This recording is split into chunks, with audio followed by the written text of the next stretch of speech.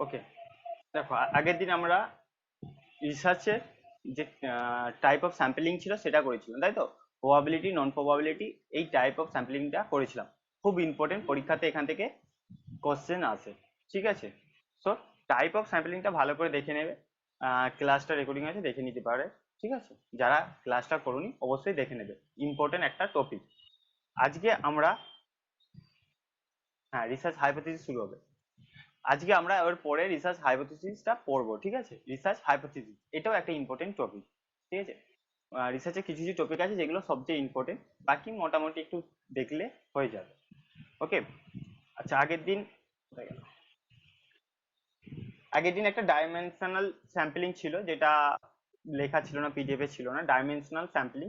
তো আগের দিন বলেছিলাম যে এখানে কিছু ক্যারেক্টারিস্টিক এর উপর বেস করে স্যাম্পলিং করা হয়, ঠিক আছে? যে তার কিছু ক্যারেক্টারিস্টিক, যেমন এখানে দেখো জেন্ডার, ইনকাম, রেসিডেন্স, এরকম ক্যারেক্টারিস্টিক গুলো সে চাইছে যে আমি এই এই এই জিনিসগুলো মানে তাদেরকে স্যাম্পল হিসাবে নেবো যাদের মধ্যে এগুলো আছে, এবং এরকম ভাবেই চুজ করা হচ্ছে যে অ্যাটলিস্ট একজন মানুষ তো পাওয়া যাবে যাদের মধ্যে সমস্ত ক্যারেক্টারিস্টিক পাবে। সে যতগুলো ক্রাইটেরিয়া বেঁচে ছিল, ঠিক আছে? যে জেন্ডার এক থাকতে হবে, ইনকাম থাকতে হবে, এরকম যতগুলো ক্রাইটেরিয়া বেঁচে ছিল, সেই ক্রাইটেরিয়া গুলো সব আছে, এরকম স্যাম্পল কালেক্ট করবে, সেটাকে ডাইমেনশনাল স্যাম্পলিং বলা হয়। এবং এটা একটা কি, প্রবাবিলিটি না নন প্রবাবিলিটি?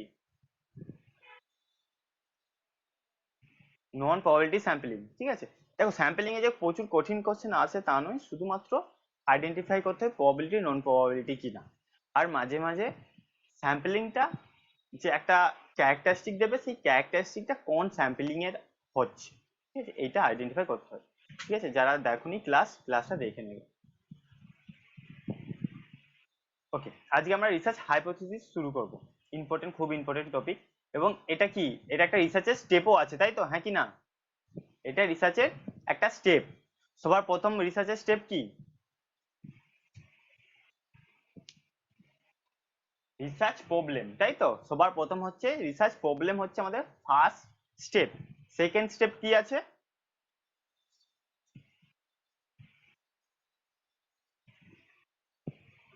সেকেন্ড স্টেপ, স্টেপ কি রিসার্চে? আমরা বলতে পারি লিটারেচার রিভিউ, তাই তো? Literature review.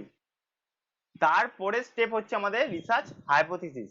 মানে তুমি যদি একটা কোনো রিসার্চ করতে যাও, তাহলে তোমার সবার প্রথম তোমাকে রিসার্চ প্রবলেম ফাইন্ড আউট করতে হবে, ঠিক আছে? এগুলো পরে পড়ানো হবে, প্রবলেমগুলো এখনো ওগুলো পড়াইনি, স্টেপটা জাস্ট সিকোয়েন্সটা বলেছিলাম। এবং পরীক্ষাতে অ্যাকচুয়ালি সিকোয়েন্স থেকেই কোশ্চেন আসে। রিসার্চে যে প্রসেস আছে সেখানে সিকোয়েন্স থেকে পরপর কোশ্চেন গুলো আসে। তো এইটা হচ্ছে আমাদের 3 নম্বর স্টেজ বলতে পারি, যেখানে রিসার্চ হাইপোথিসিস বানানো হয়। ওকে, এরপরে বাকি রিসার্চটা শুরু করা হয়। একটা তুমি হাইপোথিসিস বানিয়ে নেওয়ার পর বাকি রিসার্চের কাজগুলো হয়, স্যাম্পলিং ডিজাইন বা রিসার্চ ডিজাইন বানানো হয়, স্যাম্পলিং ডিজাইন বানানো হয়, ডেটা কালেক্ট করা হয়, ডেটা অ্যানালিসিস করা হয়, টেস্ট করা হয়, রিপোর্ট রাইটিং করা হয়, এগুলো সব পরপর করা হয়, ঠিক আছে? তো এইটা হচ্ছে আমাদের 3 নম্বর আমরা স্টেপ বলতে পারি। এবার হাইপোথিসিস বা রিসার্চ হাইপোথিসিস কি জিনিস, ঠিক আছে? কি জিনিস সেটা আমাকে আগে ভালো করে জানতে হবে, যে রিসার্চ হাইপোথিসিস জিনিসটা কি।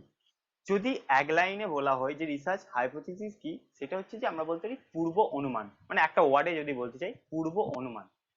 তুমি কোনো কাজ করার আগে যে অনুমানটা করে নিচ্ছ, ঠিক আছে? সেইটাই বলতে পারি আমরা রিসার্চ হাইপোথিসিস, পূর্ব অনুমান। একটা ওয়ার্ডে যদি আমরা বোঝাতে চেষ্টা করি, ওকে? বা প্রি অ্যাজাম্পশন, প্রি অ্যাজাম্পশন, ঠিক আছে? অ্যাজাম্পশন মানে অনুমান, কিন্তু এটা আমরা আগে থেকেই করব। প্রি অ্যাজাম্পশন আমরা একটা ওয়ার্ডে যদি বোঝাতে চাই বলতে পারি। ওকে, দেখো এখানে দেখো লেখা আছে research hypothesis, A statement of expectations or prediction. Prediction মানে কি, যে পরে কি হবে সেটা একটা প্রেডিক্ট করছে, তাই তো? পরে কি হতে চলেছে বা কি আমরা আউটকাম পাবো সেইটার একটা প্রেডিকশন করছে। That will be tested by research. আমরা রিসার্চে কি করি, ডেটা কালেক্ট করি, টেস্ট করি, এবং শেষে কি আউটকামটা পেতে পারি তার একটা আগে থেকে সম্ভাবনা নিয়ে নেওয়া হচ্ছে, ঠিক আছে? তো সেইটাকেই বলতে পারো রিসার্চ হাইপোথিসিস। যেমন তুমি হাইপোথিসিস করলে যে তুমি এইবারে জিআরএফ পেয়ে যাবে, ওকে? জিআরএফ পাবে হাইপোথিসিস করলে। তারপরে তুমি পড়াশোনা করছো, পড়ে পরীক্ষা দিলে, তারপরে তুমি আউটকামটা পেলে। এবার সেটা হয় ট্রু হতে পারে বা ফলসও হয়ে যেতে পারে। মানে তুমি যেটা পূর্ব অনুমানটা নিয়েছিলে সেটা ভ্যালিড হতে পারে, ইনভ্যালিডও হয়ে যেতে পারে। তুমি জেআরএফ পাবে এটা মনে করেছিলে। তো তুমি তারপরে স্টাডি করেছো, সমস্ত রকম কাজ করেছো বা টেস্ট দিয়েছো, টেস্ট করার পর দেখা গেল ফল আসলো, পেয়ে গেছো। তার মানে তুমি যে পূর্ব অনুমানটা নিয়েছিলে সেটা ভ্যালিড হয়ে গেল, অ্যাপ্রুভ হয়ে গেল, প্রুভ হয়ে গেল। আর যদি না হয় তখন সেটা ডিসপ্রুভ হয়ে যাচ্ছে। ওকে, সো এইভাবে রিসার্চটা হাইপোথিসিসটা কাজ করে। এতক্ষণ যা বললাম বুঝতে পেরেছো? কারো ডাউট থাকলে বলো। সিম্পলি রিসার্চ হাইপোথিসিস বলতে এক কথায় যেটা বোঝানো হয়, বুঝতে পেরেছো সকলে? কারো ডাউট থাকলে বলো।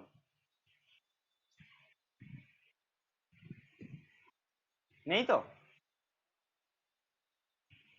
দেখো, রিসার্চ হাইপোথিসিস হচ্ছে যে পূর্ব অনুমান, ঠিক আছে? আগে থেকে আমরা যে অনুমানটা করে নেবো, যেটা আমি জেআরএফ দিয়ে এক্সাম্পল দিলাম। এখন তো তুমি পরীক্ষা দাওনি, রেজাল্ট আসেনি, কিচ্ছু হয়নি, কিন্তু আগে থেকে আমরা পূর্ব অনুমান করে নিচ্ছি যে জেআরএফ পাওয়া যাবে, ঠিক আছে, পাবে। তুমি পূর্ব অনুমান নিজের সম্পর্কে পূর্ব অনুমান করে নিলে জেআরএফ পাবে, এবারে তুমি জেআরএফ পাবে। সো রিসার্চ হাইপোথিসিস এই পূর্ব অনুমানটা। এরপরে তোমাকে বিভিন্ন রকম কাজ করতে হবে, ঠিক আছে? রিসার্চের যদি কথা বলি, ডিজাইন বানাতে হবে, স্যাম্পল কালেক্ট করতে হবে, ডেটা অ্যানালিসিস করতে হবে। সবকিছু করার পর তুমি ফাইনালি রিপোর্ট যেটা পাচ্ছ যে হ্যাঁ, জিআরএফ পেলে কি না পাওনি, সেইটা হচ্ছে আমাদের শেষে ওইটা দেখা যে হাইপোথিসিসটা যেটা নিয়েছিলে সেটা ঠিক হলো না ভুল হলো, সেইটা পরে। কিন্তু হাইপোথিসিস হচ্ছে যে সবার আগে তুমি যেটা বানিয়ে নিচ্ছ, একটা স্টেটমেন্ট করে নিচ্ছ, জিআরএফ তুমি পাবে, এবারে একটা স্টেটমেন্ট লিখে নিচ্ছ, ঠিক আছে? সো সেইটাই হচ্ছে রিসার্চ হাইপোথিসিস। এই স্টেটমেন্ট একটা স্টেটমেন্ট হয়, ঠিক আছে, একটা সেন্টেন্স বা একটা বলতে পারো প্রপোজিশন। যেমন লজিক্যাল রিজনিং এ পড়া হয় যে প্রপোজিশন একটা স্টেটমেন্ট হবে। ওকে, যে আমি এইবারে জেআরএ পাবো, ঠিক আছে, এটা একটা statement. So of expectations or prediction, expect করা হতে পারে বা প্রেডিক্ট করা হয়, that will be tested by research, রিসার্চের মাধ্যমে টেস্ট করা হয়। Okay, so research hypothesis is a statement of expectation or prediction. তারপর আবার একটা ডেফিনেশন লেখা আছে, দেখো, এ স্পেসিফিক ক্লিয়ার হবে, স্পেসিফিক হবে, যে তুমি কি বলতে চাইছো সেটা স্পেসিফিকলি থাকবে, ঠিক আছে? বড় করে একটা কোনো গল্প বানানো হবে না, ঠিক আছে? স্পেসিফিক লাইনে, দু লাইনে, এক লাইনে স্পেসিফিক ভাবে সেটাকে লেখা হবে, ক্লিয়ার হবে সেটা। অ্যান্ড টেস্টেবল হবে, টেস্টেবল প্রপোজিশন, প্রপোজিশন মানে স্টেটমেন্ট বলতে পারি। সো যেটাকে টেস্ট করাও যাবে। Or predict statement about the possible outcome. Possible outcome, দেখো এটা তো পসিবল হবে, হ্যাঁ হতে পারে, ডেফিনেটলি কোনো ব্যাপার নেই এখানে, পসিবল আউটকাম। ওকে, যে হ্যাঁ হতে পারে এটা, যে আরে পেতে পারো, ঠিক আছে? সো পসিবল একটা আউটকাম, যে আরে পাবে, এটা একটা possible outcome. Okay, of a scientific research study based on particular property of population, এটা পপুলেশনের উপর ডিপেন্ড করে করা হচ্ছে, ঠিক আছে? সো রিসার্চ হাইপোথিসিস বলতে শুধু এইটাই মনে রাখো, একটা পূর্ব অনুমান, প্রিচ অ্যাজাম্পশন বা টেন্টেটিভ স্টেটমেন্ট, এতগুলো সিনোনিম বললাম, ঠিক আছে? টেন্টেটিভ স্টেটমেন্ট, প্রি অ্যাজাম্পশন, বাংলাতে পূর্ব অনুমান, সেটাই হচ্ছে আমাদের রিসার্চ। রিসার্চ করার আগে এই অনুমানটা করে নেওয়া হয়। ওকে, সবাই বুঝতে পেরেছো ডেফিনেশন বা জিনিসটা কি? তোমাকে পরীক্ষাতে ডেফিনেশন লিখতে বলবে না, তোমাকে যেটা লেখা আছে সেটাকে আইডেন্টিফাই করতে বলবে, এটা কি রিসার্চের ডেফিনেশন, সেটাকে বুঝতে হবে যে হ্যাঁ এটা রিসার্চের ডেফিনেশন। অ্যাকচুয়ালি পড়বে না ডেফিনেশন কি, কিন্তু জানতে তো হবে আমাদেরকে রিসার্চ হাইপোথিসিস জিনিসটা কি, নাহলে এরপরে ফার্দার স্টাডিটা কি করে করবো, এরপরে যে রিসার্চের হাইপোথিসিসের ভাগ আছে আমরা কি করে করবো। ওকে, সো হাইপোথিসিস কি জিনিস বুঝতে পেরেছো সকলে? কারো ডাউট নেই তো?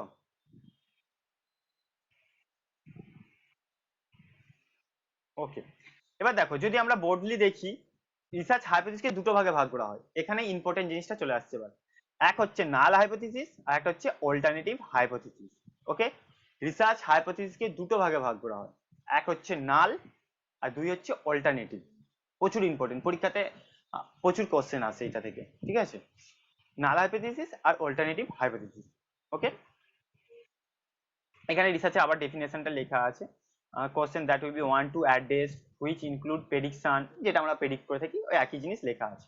পসিবল রিলেশনশিপ বিটুইন ভ্যারিয়েবলস,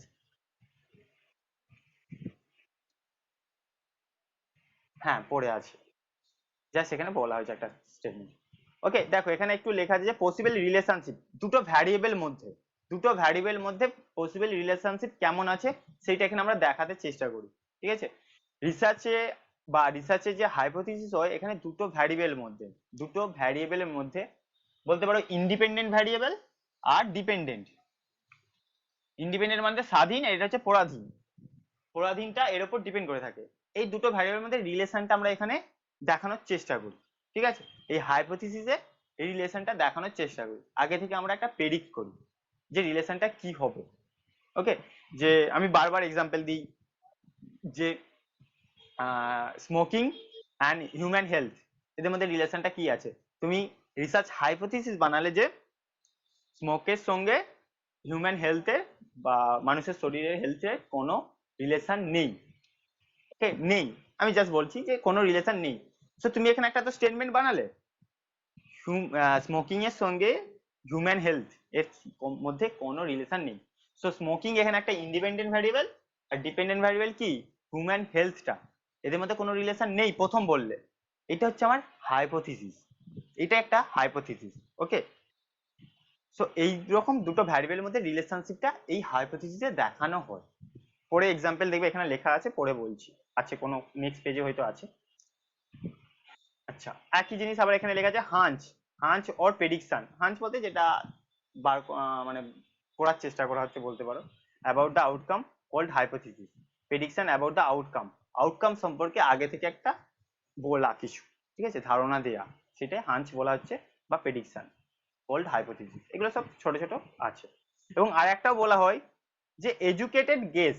এখানে যে গেসটা করা হচ্ছে, যে তুমি তো পূর্ব অনুমান করছো, প্রি অ্যাজাম্পশন করছো, বুঝলে না?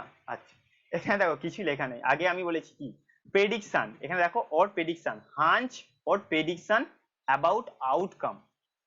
তুমি গোটা রিসার্চ কমপ্লিট করার পর তোমার একটা তো আউটকাম আসে, যে তুমি ফাইনালি কি পেলে, গোটা রিসার্চ 2.5-5 বছর ধরে রিসার্চ করার পর একটা তো আউটকাম পাবে। সেই আউটকামটা সম্পর্কে প্রেডিকশন করা, হাঞ্চ করা, হাঞ্চ বলতে তোমার প্রেডিকশনই বলতে পারো, ঠিক আছে, যে আগে থেকে একটা কিছু বলা কোনো কিছু সম্পর্কে। সো সেই প্রেডিকশন করাটাকেই বলা হয় research hypothesis. Prediction for future outcome, ভবিষ্যতে কি হবে সেই আউটকামটা আগে থেকে বলে দেয়া, ঠিক আছে, সেটাকে বলা হচ্ছে হাইপোথিসিস। এবং এটার আরেকটা নাম আছে কি এডুকেটেড গেস। এখানে যে আমরা আগে থেকে পূর্ব অনুমান করছি, এটা কিন্তু তোমার যেমন ইচ্ছা মনে এলো করে দিলে হবে না, এখানে একটা এডুকেটেড গেস লাগাতে হয়, যে পূর্ব অনুমানটা করবে সেটা যেন একটা যুক্তিসম্মত হয়, সাইন্টিফিক হয়, ঠিক আছে। এই গেস করাটাও এখানে একটা ব্যাপার আছে, ঠিক আছে, সেটা একদম ঠিকঠাক যেন হয়, সাইন্টিফিক একটা মেথডের ওপর বেস করে তোমাকে গেসটা করতে হবে, নাহলে যে কেউ যে গেস করে দিবে এটা হবে না। ওকে, মানে উইদাউট সাইন্টিফিক নলেজে বা কোনো লিটারেচার রিভিউ করলে না, উনি একটা তোমার প্রি অ্যাজাম্পশন করে দিলে বা গেস করে নিলে হাইপোথিসিস সম্পর্কে, সেটা হবে না, ঠিক আছে।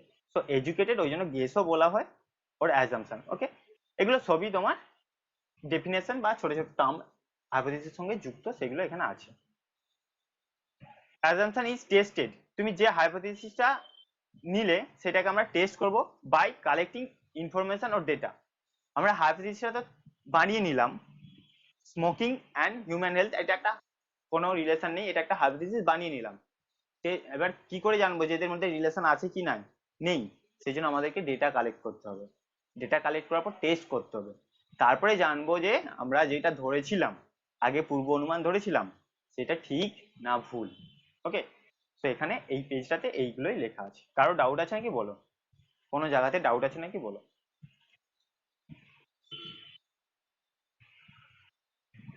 কোনো পয়েন্টটাতে ডাউট আছে? নেই তো?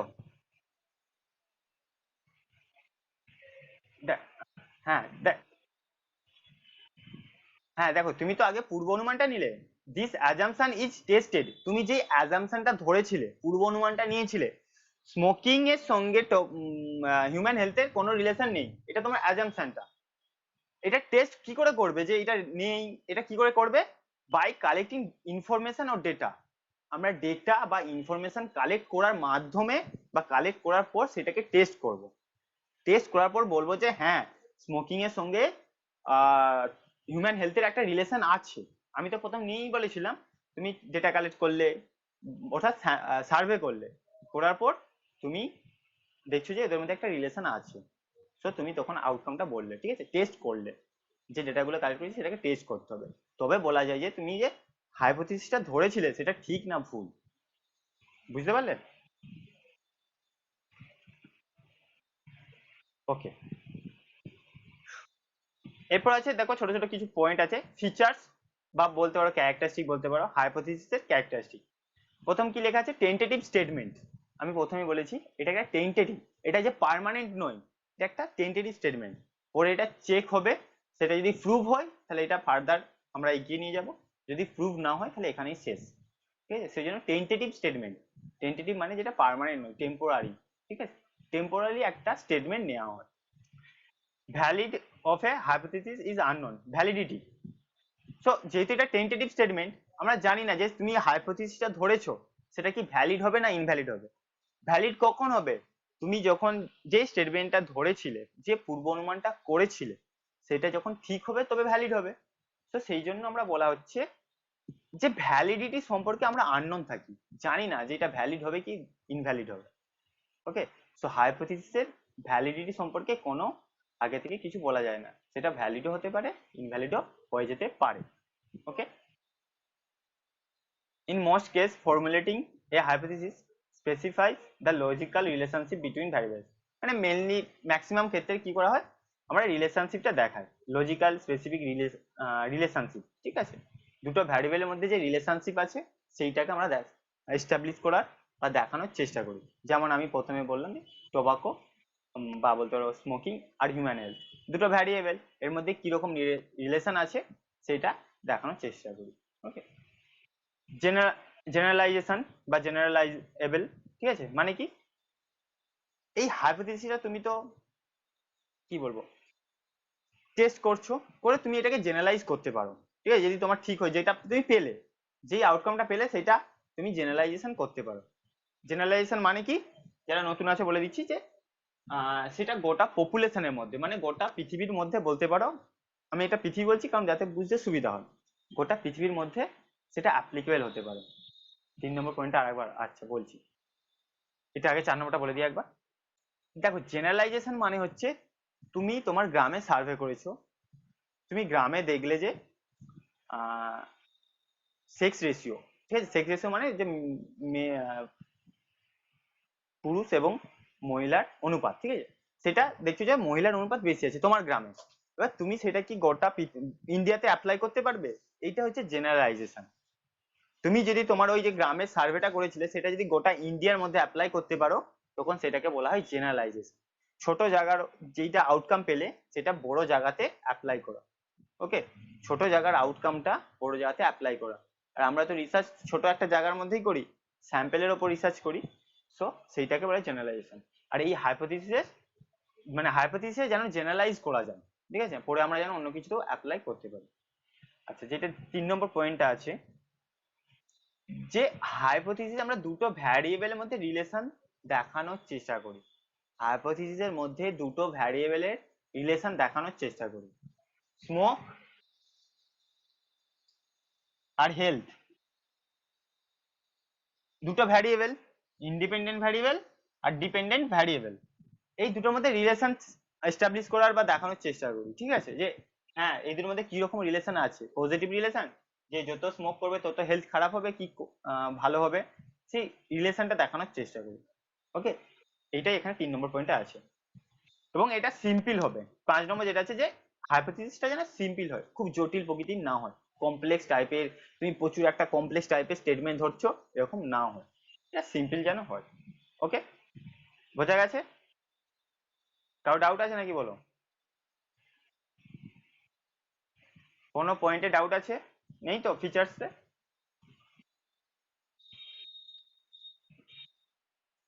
আচ্ছা দেখো, এবার দেখো ফাংশন অফ হাইপোথিসিস যদি বলি, দেখো আমরা প্রতিটা রিসার্চে হাইপোথিসিস বানাই, ঠিক আছে, বানাতে হয়। কিন্তু যে এটা যে পুরোপুরি হ্যাঁ তুমি রিসার্চ করছো মানে তোমাকে হাইপোথিসিস বানাতে হবে, এটা কিন্তু নাও হতে পারে। ঠিক আছে, আমরা উইদাউট হাইপোথিসিস সেও রিসার্চ করতে পারি।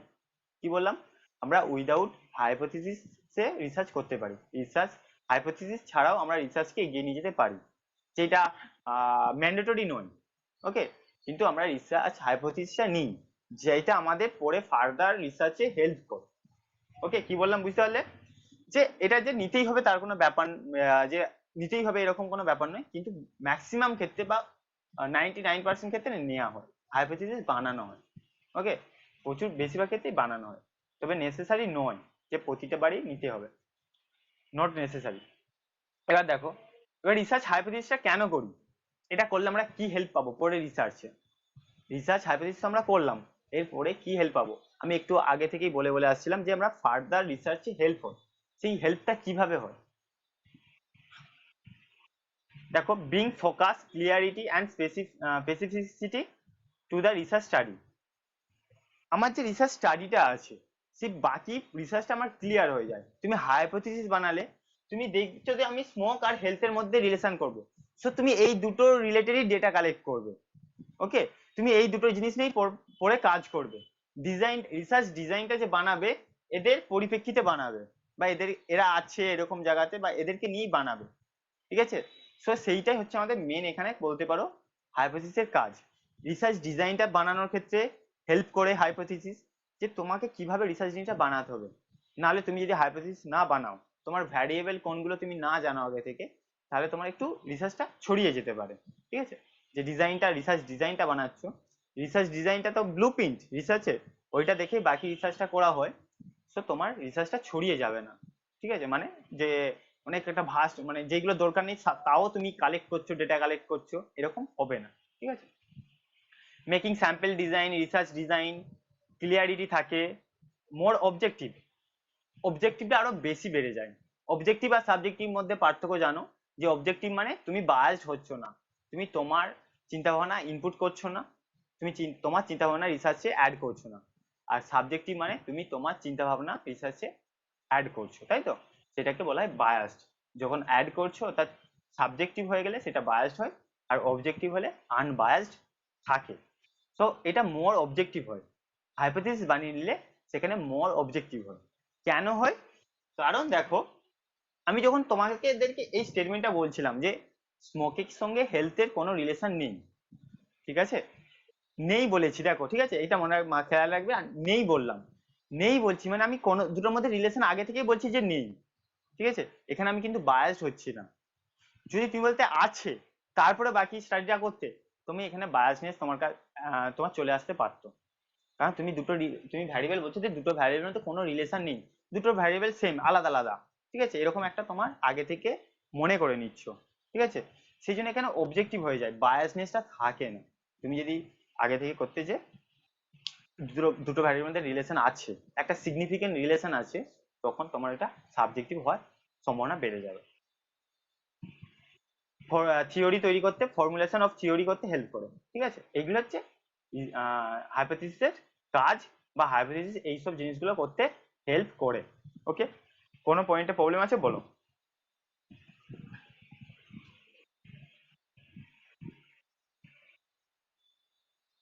কারো কোনো জায়গাতে প্রবলেম? ঠিক,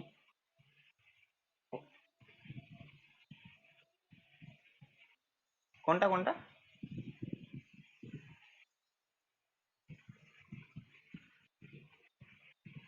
দেখো, মোর অবজেক্টিভ, দেখো অবজেক্টিভ মানে যেটা হচ্ছে আনবায়াসড হয়, তাই তো, অবজেক্টিভ মানে আনবায়াসড।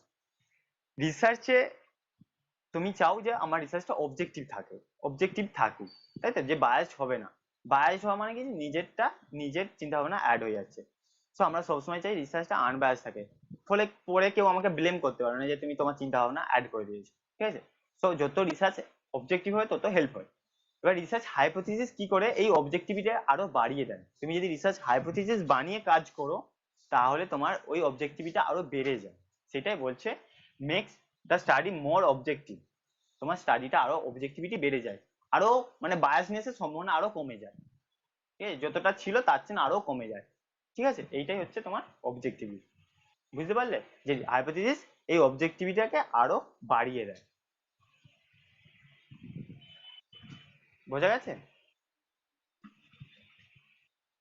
আচ্ছা, এখানে আবার কিছু ক্যারেক্টারিস্টিক্স বা স্টেটমেন্ট আছে, বলতে পারো যে এটা কি করা হয়, টেস্ট করা যায়, টেস্টেবল হাইপোথিসিস আমরা টেস্ট করতে পারি। Clear clear and understandable, clear থাকে হাইপোথিসিস এবং আন্ডারস্ট্যান্ড করা যায়। Explain what you expect to happen, তুমি এক্সপ্লেন করার চেষ্টা করো যে পরে কি হতে পারে, তাই তো, হ্যাপেন কি, হ্যাপেন মানে কি, যেটা হবে, তাই তো, যেটা হতে চলেছে সেটা আগে থেকে এক্সপ্লেন করার চেষ্টা করো। মেজারেবল, আমরা মেজার করতে পারি। ডিপেন্ডেন্ট এবং ইন্ডিপেন্ডেন্ট ভ্যারিয়েবল থাকে। তো এখানে আগে যা পড়িয়েছি সেটাই এখানে আছে। এবার দেখো রিসার্চ হাইপোথিসিসকে আমরা আগে পড়েছিলাম যে নাল আর অল্টারনেটিভ, এটাও একটা ক্লাসিফিকেশন যেখানে বলা হয় ডেসক্রিপটিভ, রিলেশনাল, কোজাল হাইপোথিসিস। কি বললাম? তিন ধরনের রিসার্চ হাইপোথিসিস করতে পারি, একটা হচ্ছে ডেসক্রিপটিভ রিসার্চ হাইপোথিসিস, রিলেশনাল আর কোজাল। ডেসক্রিপটিভ, রিলেশনাল আর কোজাল হাইপোথিসিস। হ্যাঁ বলো।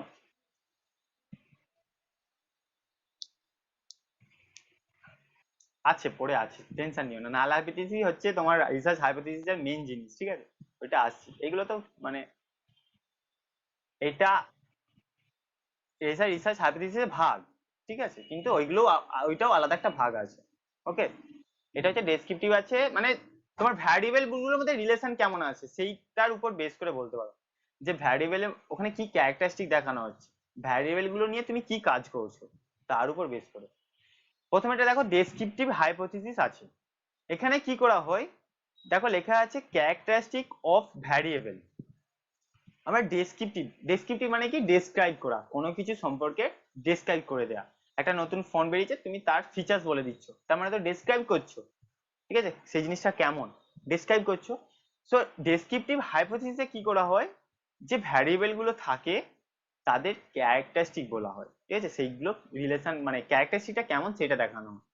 যেমন দেখো এক্সাম্পল দিয়ে আছে, the rate of unemployment among arts graduated is higher than the commerce বা সায়েন্স নিতে পারো।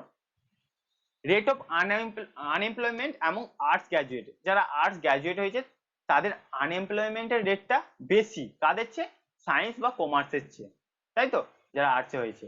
সো এখানে কি করছে, এই দুটো এইগুলোকে এক্সপ্লেন করছে বা বলতে পারো এদের ক্যারেক্টারিস্টিকটা বলছে, ডেসক্রাইব করছে, ঠিক আছে, যে এই স্টেটমেন্টটাকে পড়ে সে ডেসক্রাইব করছে।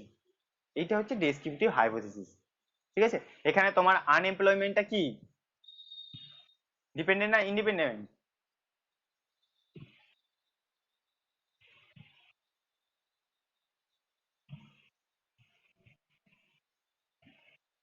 ডিপেন্ডেন্ট। আর তাহলে আর্টস গ্র্যাজুয়েটটা ইন্ডিপেন্ডেন্ট, তাই তো, যে আর্টস গ্র্যাজুয়েটটা কোনো কিছুর উপর এফেক্ট পড়ে না, কিন্তু এমপ্লয়মেন্টটা সেটা তুমি কি আর্টসের না সায়েন্সের না কমার্সের সেটা ডিপেন্ড থাকে, তাই তো, যে তুমি আর্টসের না সায়েন্সের। আনএমপ্লয়মেন্টটা কোনো কিছুর উপর সরি সরি আনএমপ্লয়মেন্টটা ডিপেন্ড করে থাকে যে আর্টস না সায়েন্স না কমার্স সেরকম চাকরি পাবে, ঠিক আছে। সো আর আর আর এটা হচ্ছে ইন্ডিপেন্ডেন্ট, এটা ইন্ডিপেন্ডেন্ট আর এটা হচ্ছে ডিপেন্ডেন্ট। পরীক্ষাতে এরকমও কোশ্চেন থাকে, ঠিক আছে, তোমাকে একটা স্টেটমেন্ট বলে দিবে, দিয়ে বলে কোনটা ইন্ডিপেন্ডেন্ট কোনটা ডিপেন্ডেন্ট। পরীক্ষাতে এরকম কোশ্চেন এসেছে।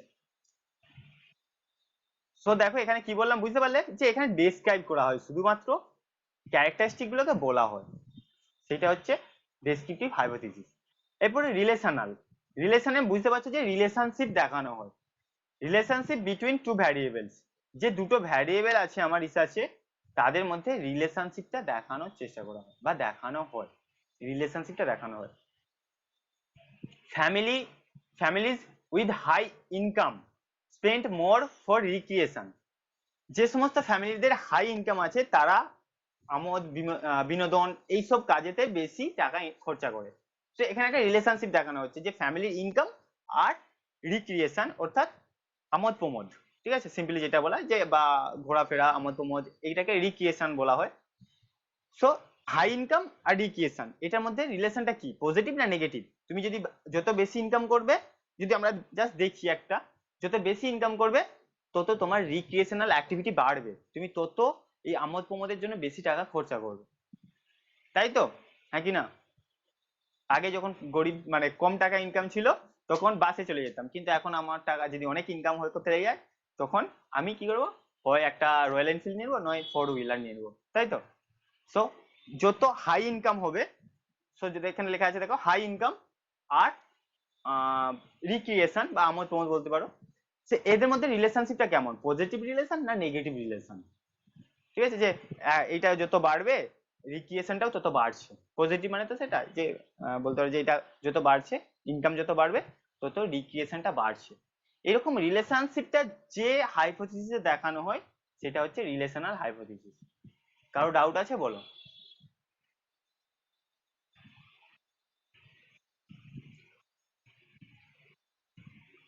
কারো ডাউট আছে? নেই তো?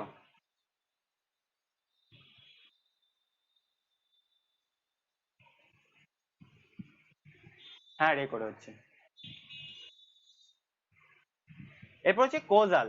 কোজাল সিম্পলি হচ্ছে কজ অ্যান্ড এফেক্ট। যে রিসার্চ হাইপোথিসিস আমরা কজ অ্যান্ড এফেক্ট দেখতে পাই। আমি একটু আগে যখন বলছিলাম যে স্মোক আর টোবাকো, এখানে কি এটা তো কজ অ্যান্ড এফেক্ট, যে স্মোক করলে, সরি, স্মোক আর হেলথ, স্মোক করলে হিউম্যান হেলথ খারাপ হবে, এটা তো কজ অ্যান্ড এফেক্টের রিলেশনশিপ। ঠিক আছে, এইটা হচ্ছে তোমার, এরকম রিলেশনশিপ গুলো হচ্ছে তোমার কজ অ্যান্ড হাইপোথিসিসের মধ্যে দেখানো হয়, যেখানে একটা কজ থাকে আর একটা এফেক্ট থাকে। কজটাকে তুমি যদি যেমন যেমন কজটা চেঞ্জ করবে এরকম এফেক্ট আসবে। ঠিক আছে, সো দেখো এখানে লেখা আছে one variable cause for leads to effect other variable. যেটা কজ হয় সেটা নিশ্চয়ই অপর ভ্যারিয়েবলকে চেঞ্জ করবে। ঠিক আছে, সেটা এখানে আছে। এবং যেটা কজ সেটাকে কি বলা হয়, ইন্ডিপেন্ডেন্ট। যে ভ্যারিয়েবলটা কজ হয় সেটা হচ্ছে ইন্ডিপেন্ডেন্ট, আর যেটা এফেক্ট হয় সেটা হচ্ছে ডিপেন্ডেন্ট। স্মোকটা হচ্ছে ইন্ডিপেন্ডেন্ট কারণ এটা হচ্ছে কজ হিউম্যান হেলথ, এটা হচ্ছে ডিপেন্ডেন্ট কারণ এটা এফেক্ট। যত বেশি স্মোক করবে হেলথ খারাপ হবে, এটা হচ্ছে কারণ। হেলথ খারাপ হওয়ার কারণ হচ্ছে স্মোক। লেখা নেই যদিও বোর্ডে, এটা বলে যাচ্ছি। যত বেশি স্মোক করবে তত হেলথ খারাপ হবে। ওকে, তো এটা হচ্ছে কজ অ্যান্ড এফেক্ট। যেখানে কজ অ্যান্ড এফেক্ট দেখানো হয় সেটা হচ্ছে কজাল হাইপোথিসিস। এই তিন ধরনের হাইপোথিসিস, কারো প্রবলেম আছে বলো? হুম, বলো।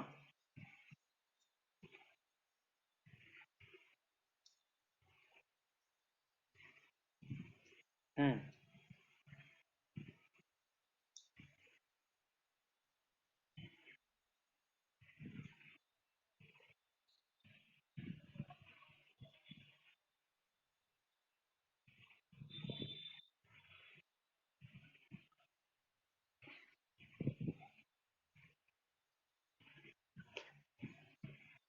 দেখো এখানে রিলেশন, হ্যাঁ দেখো এরকম একটু একই রকম লাগবে এক্সাম্পল গুলো, তুমি চাইলে সবগুলোরই, এখানেও তুমি যদি বলো যে কোথায় গেল, হ্যাঁ, যত ফ্যামিলি আমার ইনকাম যত বাড়বে, ইনকাম বাড়াটা হচ্ছে কজ, আর এফেক্টটা হচ্ছে ইকুয়েশন, তবে অতটা অতটা লিঙ্ক হচ্ছে না। ঠিক আছে, যেটা আমরা অন্য কিছু দেখতে পাবো।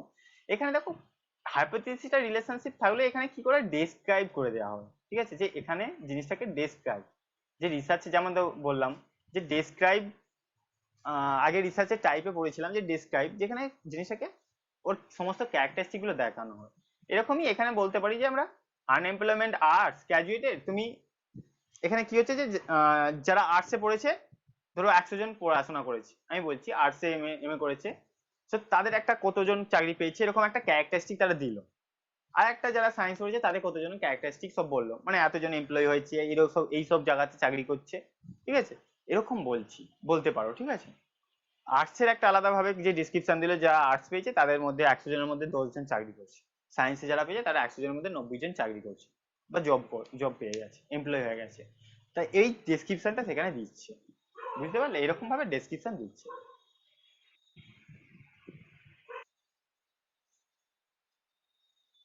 বলো, বুঝতে পেরেছো? কি দেখো, কি পয়েন্ট গুলো মনে রাখো, এই যে এখানে যা জিনিসটা পড়ছো সেম লেখা পাবে না। ঠিক আছে, সেম লেখা পাবে না, সেই জন্য পিআইকিউ গুলো করানো হচ্ছে। যদি কোনোদিনও পড়ে যে ডেসক্রিপটিভ হাইপোথিসিস, ওখানে যে টার্মটা পাবো না, সেইটা হচ্ছে সবচেয়ে আমার কাছে বেশি ইম্পর্টেন্ট। আমি পড়ে ওই রকম করাবো যে পরীক্ষাতে ধরো অ্যাকশন রিসার্চ, এনটিএ কিরকম টার্ম দিচ্ছে বা এনটিএ অ্যাকশন রিসার্চের ডেফিনেশন কেমন দিচ্ছে, সেইটা আমাদেরকে ভালো করে দেখতে হবে, ওইগুলো আমাদেরকে বেশি মনে রাখতে হবে। ঠিক আছে, ওইগুলো পরে করাবো, আগে কমপ্লিট করে নিই।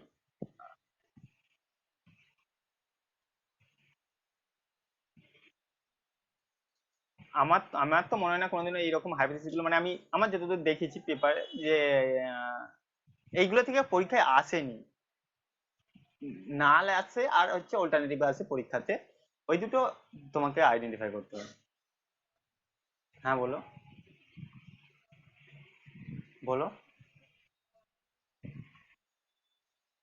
কজালটা আচ্ছা, তো আমরা সবাইকে বলছি যে এটা কি পয়েন্ট গুলো মনে রাখো। ডেসক্রিপটিভে আমরা ভ্যারিয়েবলের মধ্যে ক্যারেক্টারিস্টিক দেখি, এখানে রিলেশনশিপ কজ অ্যান্ড রিলেশন এখানে রিলেশনশিপ দেখি যে এদের মধ্যে রিলেশনটা আছে কেমন, আর এখানে কজ অ্যান্ড এফেক্ট।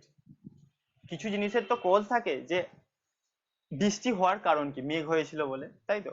সেরকম যে কজ অ্যান্ড এফেক্ট যে ভ্যারিয়েবলের মধ্যে দেখানো হয়, বা যে একটা আমি হাইপোথিসিস ধরলাম, সেখানে কজ অ্যান্ড এফেক্ট দেখছি, ঠিক আছে? হাইপোথিসিসটার মধ্যে কজ অ্যান্ড এফেক্টটা দেখানো হচ্ছে। তুমি যত বেশি স্টাডি করবে তত তোমার জেআরএফ এর সম্ভাবনা বেড়ে যাবে, ঠিক আছে? যত বেশি স্টাডি করবে তত জেআরএফ পাওয়ার সম্ভাবনা বাড়বে। এরকম যে কজ অ্যান্ড এফেক্টটা, ঠিক আছে, যে কোনো জিনিসের কজ অ্যান্ড এফেক্টটা দেখানো হচ্ছে, সেটাকে কজাল হাইপোথিসিস বলা হচ্ছে। ওকে, এই কি পয়েন্ট গুলো মনে রাখো, সবসময় কি পয়েন্ট মনে রাখবে, তাহলে করতে সুবিধা হবে, এলিমিনেট করতে পারে পরীক্ষাতে।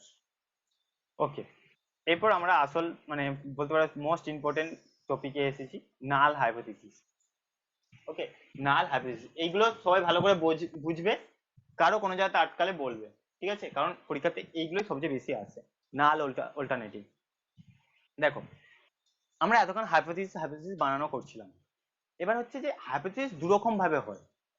তুমি নাল হাইপোথিসিস বানাতে পারো বা বানানো হয়, আর একটা হাইপোথিসিস হয়ে যায় অল্টারনেটিভ, ঠিক আছে? কি বললাম, হাইপোথিসিস দু রকমের হয়ে থাকে, নাল আর অল্টারনেটিভ। এবং প্রতিটা রিসার্চার সবার প্রথম নাল হাইপোথিসিসটাকে বানায়। কি বললাম, প্রতিটা রিসার্চার সবার প্রথম নাল হাইপোথিসিস বানায়। ওকে, নাল হাইপোথিসিসটা বানায় বা বলতে পারো তৈরি করে, এরপর ডেটা কালেক্ট করার পর টেস্ট করে দেখলো যে তুমি যে হাইপোথিসিসটা ধরেছিলে, তুমি যে নাল হাইপোথিসিসটা নিয়েছিলে, সেটা ঠিক না ভুল।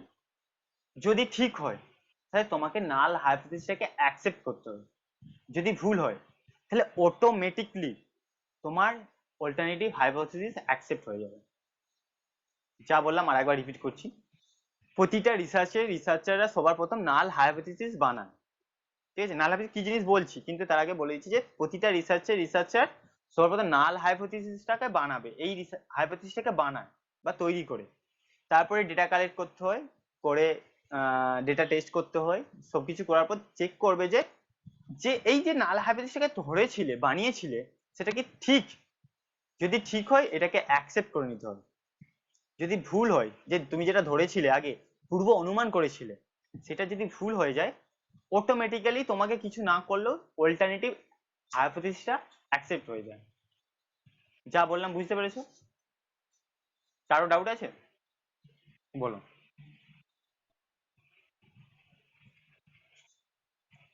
কি বলছো?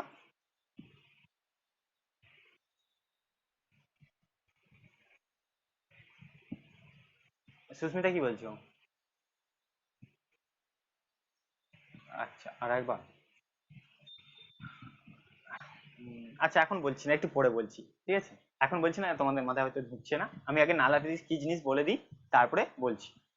দেখো, নাল হাইপোথিসিস স্টেট মানে নাল হাইপোথিসিসে কি বলা হয়, state that there is no relationship between two variable being studied. আমরা যে দুটো ভ্যারিয়েবলের মধ্যে স্টাডি করছি, সেই দুটো ভ্যারিয়েবলের মধ্যে নো সিগনিফিকেন্ট রিলেশনশিপ, দুটো ভ্যারিয়েবলের মধ্যে কোনো রিলেশনশিপ নেই, এইটাই হচ্ছে নাল হাইপোথিসিস। ওকে, কি বললাম, নাল হাইপোথিসিস কাকে বলে? যে নাল হাইপোথিসিস হচ্ছে এমন একটা হাইপোথিসিস যেখানে আমরা যে ভ্যারিয়েবল গুলোকে ধরছি তাদের মধ্যে কোনো রিলেশনশিপ দেখায় না, no significant relationship. Most important term, no significant বা নো রিলেশনশিপ, ঠিক আছে? No significant relationship between two variables being studied. যে দুটো ভ্যারিয়েবলকে তুমি স্টাডি করছো বা যে ভ্যারিয়েবলগুলোকে স্টাডি করছো তাদের মধ্যে কোনো রিলেশনশিপ নেই, তখন সেটাকে বলা হয় null hypothesis. Age has not effect on mathematical ability. দেখো, এখানে কি রিলেশনশিপ দেখিয়েছে যে এজ হ্যাজ নো এফেক্ট বলছে, কোনো রিলেশনশিপ দেখাচ্ছে না। যদি আমি বলতাম যে হ্যাঁ, এজ এফেক্ট করে ম্যাথামেটিক্যাল অ্যাবিলিটির ক্ষেত্রে, তোমার যেমন এজ হবে তুমি তেমন ম্যাথামেটিক্যাল সলিউশন করতে পারবে, সে এটা একটা কিন্তু সিগনিফিকেন্ট রিলেশনশিপ করে দিচ্ছে। কিন্তু এখানে কি বলছে, এজ হ্যাজ নো এফেক্ট বলছে, তার মানে কোনো রিলেশনশিপ নেই দেখাচ্ছে দুটো ভ্যারিয়েবলের মধ্যে। তাহলে এজ এখানে আমাদের ইন্ডিপেন্ডেন্ট আর ম্যাথামেটিক্যাল অ্যাবিলিটি হচ্ছে ডিপেন্ডেন্ট। সেদের দুটোর মধ্যে কোনো রিলেশনশিপ দেখো দেখাচ্ছি না, নো এফেক্ট বলেছে, তার মানে দুটোর মধ্যে রিলেশনশিপ নেই বলছে। এটাকে বলা হয় নাল হাইপোথিসিস, যেখানে ভ্যারিয়েবল গুলোর মধ্যে কোনো রিলেশনশিপ রাখা হয় না। বুঝতে পেরেছো নাল হাইপোথিসিস কাকে বলে? কারো ডাউট থাকলে বলো।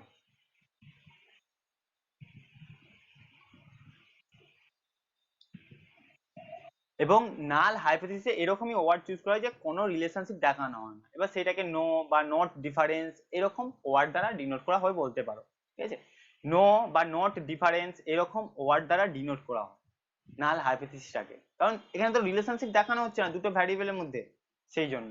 ওকে, আবার একটা এক্সাম্পল আছে টেকিং অ্যাসপিরিন। অ্যাসপিরিন ডেলি, যেটা আমরা মাথা ব্যথা বা বিভিন্ন জিনিসের জন্য ইউজ করি, জ্বরের জন্য। Taking aspirin daily does not affect heart attack risk. যে তুমি যদি প্রতিদিন অ্যাসপিরিনটা নাও, ওই মেডিসিনটা নাও, তাহলে তোমার heart not affect heart attack মানে বা হার্ট অ্যাটাকে কোনো এফেক্ট করবে না। ঠিক আছে, মানে দুটোর মধ্যে কোনো রিলেশন নেই এরকম একটা বলছে। সো দুটো যে এক্সাম্পল পেলে, এখানে কি পেলে যে দুটো ভ্যারিয়েবলের মধ্যে কোনো রিলেশন আছে? পেলাম না, তাই তো। সো সেই জন্য এইগুলো হচ্ছে নাল হাইপোথিসিস, যেখানে কোনো রিলেশনশিপ থাকে না দুটো ভ্যারিয়েবলের মধ্যে। বলো, কারো ডাউট আছে? নেই তো?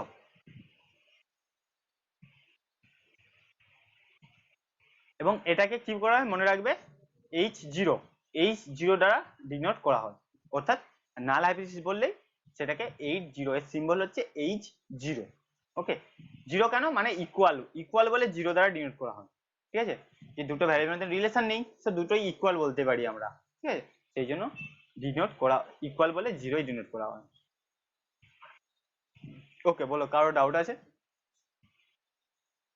নেই তো? এরপর আমরা অল্টারনেটিভে যাব। ওকে, দেখো, এবার হচ্ছে অল্টারনেটিভ হাইপোথিসিস। আমি এতক্ষণ যেটা বললাম যে একটা নাল হাইপোথিসিস তো আমরা নিয়েছিলাম, আমরা এবার সেটাকে টেস্ট করলাম, করার পর দেখছি যে নাল হাইপোথিসিসটা আমার ভুল। আমি দেখিয়েছিলাম যে age has not effect mathematical ability. আমি সমস্ত রকম সার্ভে করেছি, ডেটা কালেক্ট করেছি, করে দেখছি যে না, এজ এজ একটা ফ্যাক্টর যেটা হচ্ছে ম্যাথামেটিক্যাল অ্যাবিলিটি বা ম্যাথ প্রবলেম সলভ করার ক্ষেত্রে। সো এখানে একটা রিলেশন আছে, আমি দেখলাম। তাহলে আমি যে এই নাল হাইপোথিসিসে এই যে স্টেটমেন্টটা নিয়েছিলাম, এটা আমার ভুল। তখন অটোমেটিক্যালি অল্টারনেটিভ হাইপোথিসিসটা আমার চলে আসবে। তোমাকে আর অল্টারনেটিভ হাইপোথিসিস বানাতে হবে না, অটোমেটিক চলে আসবে। তখন কি বলবে? তখন বলবে যে age has effect on mathematical ability, বা এজের সঙ্গে ম্যাথামেটিক্যাল অ্যাবিলিটির একটা রিলেশনশিপ আছে, যে যত এজ বাড়বে ম্যাথামেটিক্যাল প্রবলেম সলভ করার অ্যাবিলিটি বাড়বে। বুঝতে পারলে অল্টারনেটিভটা কি বলছে? বুঝতে পেরেছো না বুঝতে পারোনি বলো? হ্যাঁ বলো আর একবার। ওকে, দেখো, নাল হাইপোথিসিসে তুমি যে হাইপোথিসিসটা ধরলে, তুমি ধরেছো যে taking aspirin daily does not affect heart risk. এটা তুমি ধরেছো তোমার হাইপোথিসিস, নাল হাইপোথিসিস। আমি কি বলেছি, রিসার্চাররা সবার প্রথম নাল হাইপোথিসিস বানায়, কেউ অল্টারনেটিভ হাইপোথিসিস বানায় না। ঠিক আছে, যদি তুমি অল্টারনেটিভ হাইপোথিসিস বানাও, তাহলে তোমার অবজেক্টিভিটি, রিসার্চের যে অবজেক্টিভিটি ছিল সেটা কমে যাবে। সো না, এটা হচ্ছে হাইপোথিসিস ধরেছো। এরপর তোমাকে কি কাজ, রিসার্চ ডিজাইন বানানোর, রিসার্চ ডেটা কালেক্ট করার, মানে ডেটা কালেক্ট করতে হবে, টেস্ট করতে হবে। টেস্ট করে তুমি কি দেখবে? তুমি তো কিছু একটা অ্যান্সার পাবে, আউটকাম পাবে, যে হয় তুমি এটা পেতে পারো যে হ্যাঁ তুমি যেটা ধরেছিলে সেটা ঠিক হচ্ছে, যে যতগুলো স্টাডি করেছো দেখেছো যে অ্যাসপিরিন নেওয়ার ফলে কোনো হার্টের প্রবলেম হচ্ছে না, এটা হতে পারে।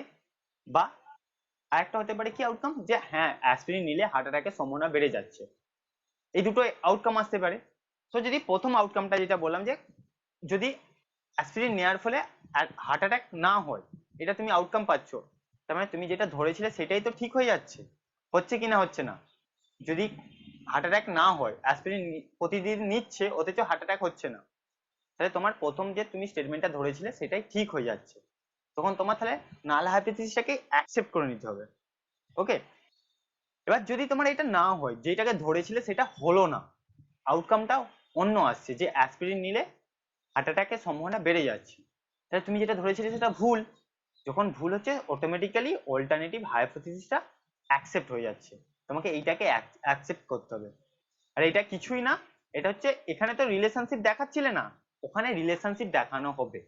এখানে নো রিলেশনশিপ ছিল, নো ডিফারেন্স ছিল, যে দুটোর মধ্যে কোনো রকম রিলেশনশিপ নেই দুটো ভ্যারিয়েবলের মধ্যে। অল্টারনেটিভে গেলেই তোমার অটোমেটিক ওটা রিলেশনশিপ তৈরি হয়ে যাবে, বুঝতে পেরেছো? তাই এখানে দেখো লেখা আছে alternative hypothesis is a statement in which there some statistical significance. Significance আছে মানে কিছু স্ট্যাটিস্টিক্যাল সিগনিফিকেন্স আছে, মানে রিলেশনশিপ আছে বিটুইন মেজারেবল ফেনোমেনা, যে ফেনোমেনাটাকে তুমি মেজার করছো বা যে ভ্যারিয়েবল গুলোকে মেজার করছো। ও বলো, বুঝতে পেরেছো না বুঝতে পারোনি?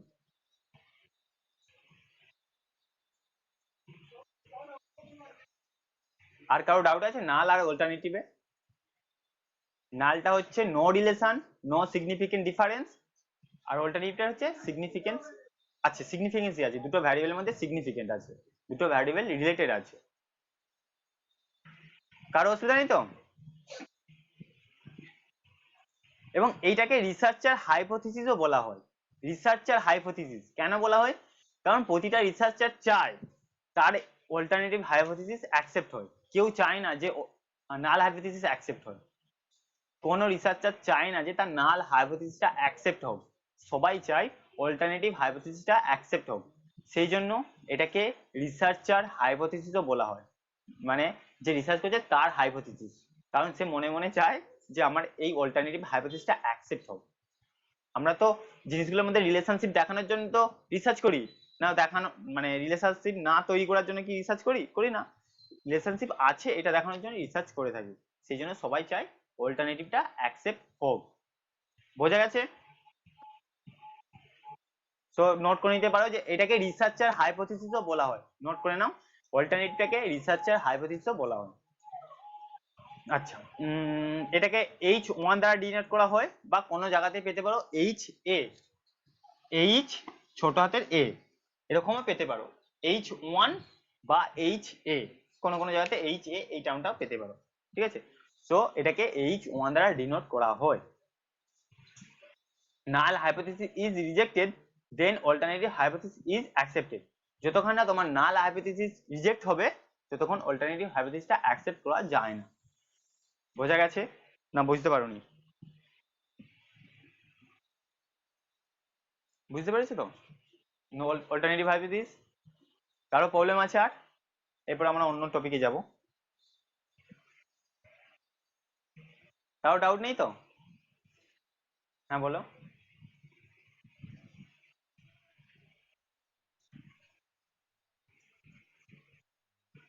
এইচ H1টা হচ্ছে অল্টারনেটিভ হাইপোথিসিসকে ডিনোট করা হয়, ঠিক আছে? এটাকে H1 দিয়ে বলা হয়, যে H1 মানে হচ্ছে অল্টারনেটিভ হাইপোথিসিস ডিনোট করা হয়, ঠিক আছে? যেমন অনেকের শর্ট নাম থাকে, তো সেইটা সেরকম বলতে পারে এটা শর্ট নাম, ডিনোট করা হচ্ছে, অল্টারনেটিভ হাইপোথিসিসকে ডিনোট করা হচ্ছে।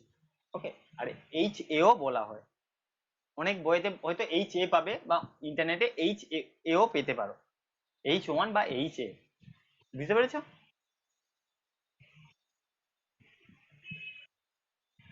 দেখো এখানে আবার পার্থক্য দেওয়া আছে, দুটোর মধ্যে কি ডিফারেন্স আছে।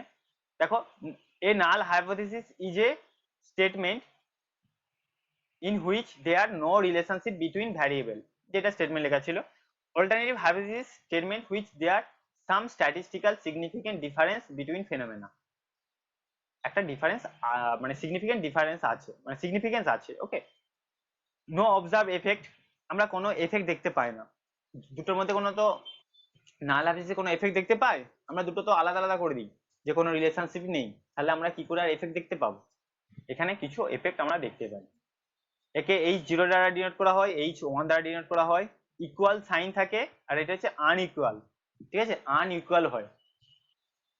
Result of chance, result of real effect. Result of chance বলতে এটা তুমি বলতে পারো যে এই নাল হাইপোথিসিসটা রেজাল্ট হিসেবে বাই চান্স আসতে পারে, মানে যদি অনেক কিছু ভুল, মানে খুব কম আসতে পারে, যেটা বলতে পারো, ঠিক আছে? যে রেজাল্ট অফ চান্স, যে তুমি নাল হাইপোথিসিসটা অ্যাকসেপ্ট হচ্ছে, এটা খুব কম টাইম আসে, খুব কম সময়, এবং যদি আসে তখন রিসার্চার কি করে ম্যানিপুলেট করে দেয়, করে অল্টারনেটিভে নিয়ে চলে যায়। ঠিক আছে, সো এটা হচ্ছে বাই চান্স হয়, আর এইটা হচ্ছে রেজাল্ট অফ রিয়েল এফেক্ট। আমরা এখানে রিয়েল এফেক্টটা দেখতে পাই, অল্টারনেটিভে যে রিয়েল ওয়ার্ল্ডে যা আছে সেটা দেখতে পাই বলতে পারো। ইনডাইরেক্ট হয়, এটা ডাইরেক্ট হয়। Change in opinion or action, change in opinion or action, এখানে অপিনিয়নটা চেঞ্জ হয়, no change in opinion or action. Null হাইপোথিসিসে কি হয়, অ্যাকশনটা কোনো রকম বা অপিনিয়নটা কোনো রকম চেঞ্জ হয় না। ওকে, আর এখানে চেঞ্জ হয়। It is what researcher try to prove, alternative হাইপোথিসিসটাকে রিসার্চার চাই প্রুভ করতে, আর এটাকে ডিসপ্রুভ করতে চায়। আমি তো সেই জন্য বললাম যে অল্টারনেটিভ হচ্ছে রিসার্চারের হাইপোথিসিস, প্রতিটা রিসার্চার চায় তার অল্টারনেটিভ হাইপোথিসিসটা অ্যাকসেপ্ট হোক। অ্যাকসেপ্ট মানে কি, সেটা প্রুভ হচ্ছে, তাই তো অল্টারনেটিভটা, সেই জন্য ইট ইজ এ রিসার্চার, মানে ইট is what the researcher try to prove, এটাকেই প্রুভ করার চেষ্টা করে। ওকে, এটা হচ্ছে ডেফিনেশন, ডিফারেন্স আছে, দেখে নেবে। দেখো এখানে একটা এক্সাম্পল ভালো আছে পিকচারের মধ্যে দিয়ে, তোমরা এটা বুঝতে পারো। সো একই জিনিস লেখা আছে, নো সিগনিফিকেন্ট রিলেশনশিপ বা ডিফারেন্স, আর এটা significant difference between two variable, আগে যা পড়িয়েছি। এবার দেখো এখানে একটা পিকচারের মাধ্যমে এক্সাম্পল আছে, নাল hypothesis, application of bio fertiliser do not increase plant growth. Bio fertiliser use করবে, প্ল্যান্ট গ্রোথে কোনো এফেক্ট ফেলবে না, এটা আমার নাল হাইপোথিসিস। নাল হাইপোথিসিসে এরকমই ধরা হয়। এবং যখন এবার টেস্ট করছো, তোমাকে দুটো গাছ দেওয়া হয়েছে, একটাতে হচ্ছে বায়ো ফার্টিলাইজার ইউজ করছো না, আর একটাতে ইউজ করছো। এবার দেখলে যে কি, যে যেটাতে বায়ো ফার্টিলাইজার ইউজ করেছো সেটা বেড়ে গেছে গাছটা। So application of bio fertiliser increase plant growth, এটা তোমার অল্টারনেটিভ হাইপোথিসিস। তুমি যেটা ধরেছিলে সেটা ভুল, এটা ভুল হচ্ছে, নালটা হচ্ছে না, তো অল্টারনেটিভটা অ্যাকসেপ্ট হয়ে যাচ্ছে। বোঝা গেছে?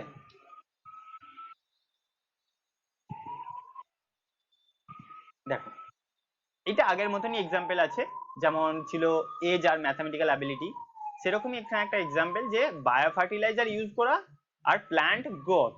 এবার কোনো বইতে পেতে পারো যে লাইট, সূর্যের আলো আর প্ল্যান্ট গ্রোথ, এইটাও পেতে পারো, এরকম বিভিন্ন এক্সাম্পল পাবে।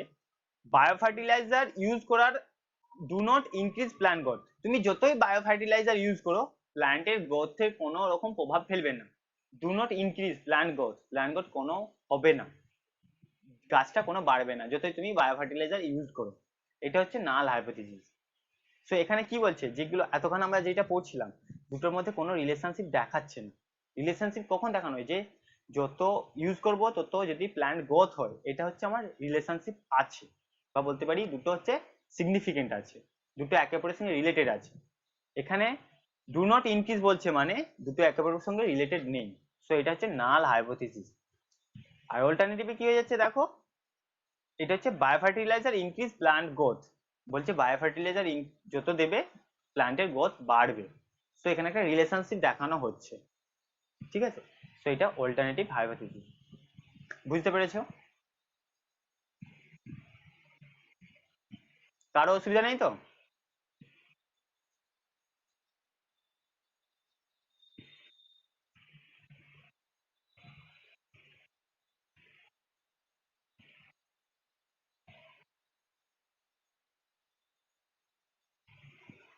ওকে, এরপর দেখো, এইটা আমাদের নাল আর অল্টারনেটিভ হাইপোথিসিস হয়ে গেল। এরপর একটা জিনিস আছে, পরীক্ষাতে মাঝে মাঝে আসে এবং ইম্পর্টেন্টও, টাইপ ওয়ান এরর, এরর আর টাইপ টু এরর।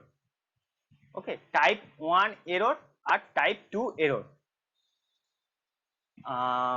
মল্লিকা আর প্রীতি বুঝতে পারছো তো? তোমরা দুজন আগে ক্লাস করনি, এগুলো আগের সঙ্গে কতটা রিলেটেড? হ্যাঁ দেখেছিলে? ওকে, আর উনি আগের সঙ্গে কতটা রিলেটেড নয়, ঠিক আছে, সেই জন্য অসুবিধা হওয়ার কথা নয়। শুধু এই কিছু কিছু টার্ম একটু রিলেটেড হতে পারে, বাকি কিছু রিলেটেড নয়। দেখো কি বলছি, type one error, type two error. Okay, এই দুটো নোট করে নেবে। কেউ বলতে পারবে টাইপ ওয়ান এরর কি? আগে তো তোমরা পড়েছো নিশ্চয়ই কয়েকজন, বলো।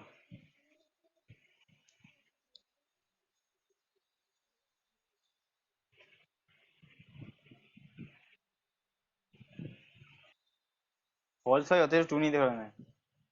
হ্যাঁ বলো, তারপর বলো।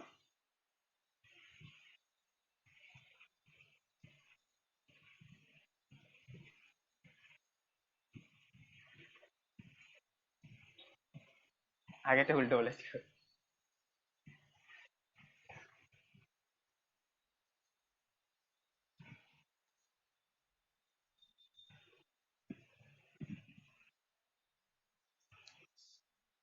গুলিয়ে দিচ্ছ, ঠিক আছে, আচ্ছা বাদ দাও।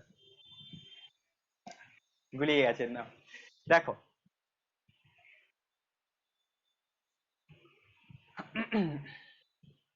এখানে কিছু লিখে অ্যানালিসিস টু আছে না, অ্যানালিসিস ফর। দেখো,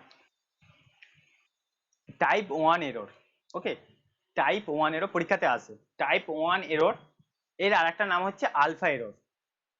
type one error, type one, এটা কাকে বলে? যে তোমার যখন নাল হাইপোথিসিস ট্রু হচ্ছে, তোমার নাল হাইপোথিসিস ট্রু মানে এই দিকেরটা দেখাচ্ছে যে নাল হাইপোথিসিস ট্রু, ঠিক আছে, নাল হাইপোথিসিস ট্রু হচ্ছে, তাহলে তোমার কি উচিত ছিল? নাল হাইপোথিসিসকে অ্যাকসেপ্ট করে নেওয়ার। ওকে, যে জিনিসটা ট্রু হবে সেটাকে আমাদের অ্যাকসেপ্ট করতে হবে। সো যেহেতু তোমার নাল হাইপোথিসিস যেটা ধরেছিলে সেটা ট্রু হচ্ছে, সো তোমাকে এটা অ্যাকসেপ্ট করে নিতে হতো। যদি তুমি অ্যাকসেপ্ট করতে, তাহলে তোমার কনক্লুশন ঠিক আছে, কারেক্ট কনক্লুশন আছে। কিন্তু তুমি কি চাও? রিসার্চাররা চাই যে অল্টারনেটিভটাকে অ্যাকসেপ্ট করতে। হ্যাঁ বলো।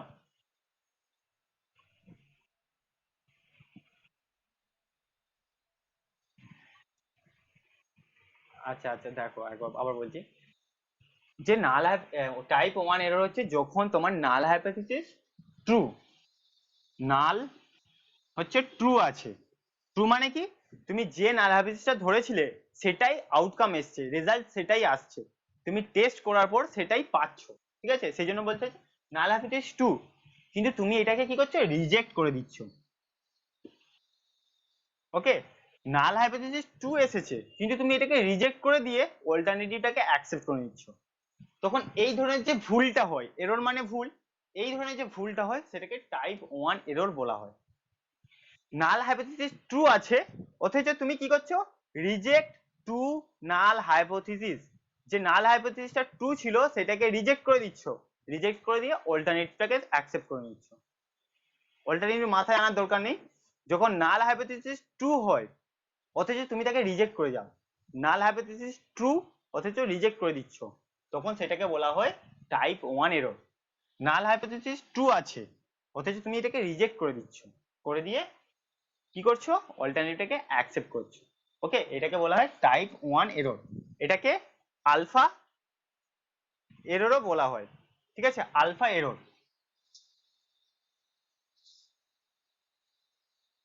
আলফা এররও বলা হয়। ALPHA, alpha error, alpha beta যে পড়ো না, আলফা এররও বলা হয়। Okay, so type one error, কারো ডাউট আছে বলো? নেই তো? ইম্পর্টেন্ট, কিন্তু ভালো করে বুঝে নাও আর এটা নোট করবে, নালে কিন্তু গুলিয়ে যাবে, ঠিক আছে, মানে মাঝে হয়তো কিছুদিন পরে হয়তো গুলিয়ে যেতে পারে যে কোনটা কি ছিল। কারো অসুবিধা নেই। এরপর দেখো type two error. Type two এ কি হয়? তোমার নাল হাইপোথিসিসটা ফলস হয়েছে, মানে তুমি যেটা নাল হাইপোথিসিস ধরেছিলে সেটা ভুল হয়েছে, ঠিক আছে, যে নাল হাইপোথিসিসটা ধরেছিলে, যেটা কালেকশন করার পর টেস্ট করার পর দেখছো যে এটা ফলস, এটা ভুল, কিন্তু তুমি কি করেছো? পাকামো করে এটাকে অ্যাকসেপ্ট করে নিয়েছো, এটাকে অ্যাকসেপ্ট করে নিয়েছো। ওকে, তোমার নাল হাইপোথিসিস যেটাকে তুমি ধরেছিলে রিসার্চের শুরুতে সেটা ফলস এসেছে, সবকিছু করার পর মানে ডেটা টেস্ট করার পর ফলস এসেছে, কিন্তু তুমি সেটাকে অ্যাকসেপ্ট করে নিচ্ছ, এটাকে বলা হয় টাইপ টু এরর। এটাকে বিটা এররও বলা হয়, বিটা এরর, বা মানে হ্যাঁ বিটা এরর, ঠিক আছে, এটাকে বিটা এররও বলা হয়। টাইপ টু এরর বা বিটা এরর পরীক্ষাতে যে কোনো একটা টার্ম পাবে, হয় টাইপ ওয়ান বলবে, নাহলে বলবে আলফা এরর বা বিটা এরর। ওকে, কারো অসুবিধা আছে বলো?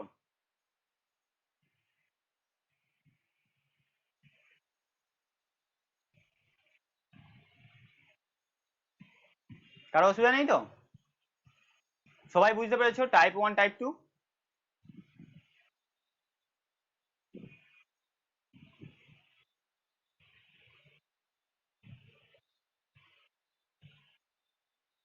ওকে, দেখো এবার আমি কি বললাম, টাইপ ওয়ান এরর হচ্ছে আলফা, তাই তো, আলফা দ্বারা ডিনোট করা হয়। দেখো এখানে লেখা আছে টাইপ ওয়ান এরর, যেটা প্রবাবিলিটি লেখা আছে আলফা বলে, এটাকে আলফা এররও বলা হয়। ওকে, এবং এই আলফার আরেকটা নাম আছে, এক মিনিট দাঁড়াও দেখিনি কিছু আছে নাকি এখানে। আচ্ছা নেই। এই আলফার আরেকটা নাম আছে যেটাকে বলা হয় লেভেল অফ কি, লেভেল অফ কি,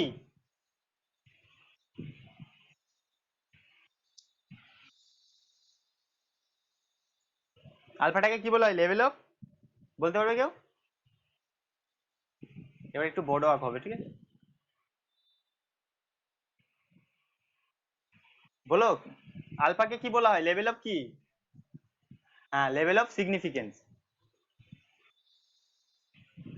আচ্ছা, এতক্ষণ কি পড়লাম, যে আলফাটা কোনটা, টাইপ ওয়ান এরর, তাই তো, আলফাটা হচ্ছে টাইপ ওয়ান এরর। তো এই আলফা যেটা আছে এটাকে লেভেল অফ সিগনিফিকেন্সও বলা হয়, লেভেল অফ সিগনিফিকেন্স। এখানটা লেখা আছে দেখো, লেভেল অফ সিগনিফিকেন্স, ঠিক আছে, টাইপ ওয়ান এরর যেটা আলফা ডিনোট করা হয়, সো আলফা মনে রাখবে লেভেল অফ সিগনিফিকেন্স। ওকে, পরীক্ষাতে মানে এই টার্মটা অনেক সময় আসে যে লেভেল অফ সিগনিফিকেন্স, ঠিক আছে, সো টাইপ আলফাটাকে বলা হয় লেভেল অফ সিগনিফিকেন্স। কি কি এটা জিনিস বলতে পারবে, লেভেল অফ সিগনিফিকেন্সটা কি, এনিওয়ান?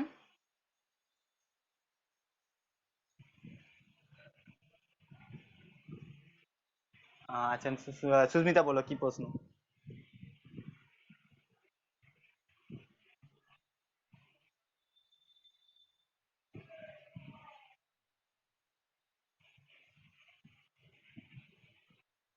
না না না, নালটাকে এখানে অল্টারনেটিভের কোনো কেসই নেই, ঠিক আছে, তখন আমরা জাস্ট বলছি যে অল্টারনেটিভটা আমি নিয়ে আসছি যাতে বুঝতে সুবিধা হয়, কিন্তু এখানে যে দেখতে পাচ্ছ এখানে কোনো অল্টারনেটিভ নয়, নাল হাইপোথিসিসটা ফলস হয়েছে, তুমি অথচ এটাকে অ্যাকসেপ্ট করে নিচ্ছ, ঠিক আছে, নাল হাইপোথিসিস ফলস হয়েছে তার মানে তোমাকে কোনটা অ্যাকসেপ্ট করা উচিত ছিল, অল্টারনেটিভটা, ঠিক আছে, অল্টারনেটিভটাকে অ্যাকসেপ্ট করা উচিত ছিল, কিন্তু তুমি অল্টারনেটিভটা অ্যাকসেপ্ট না করে এইটাকেই অ্যাকসেপ্ট করে নিচ্ছ।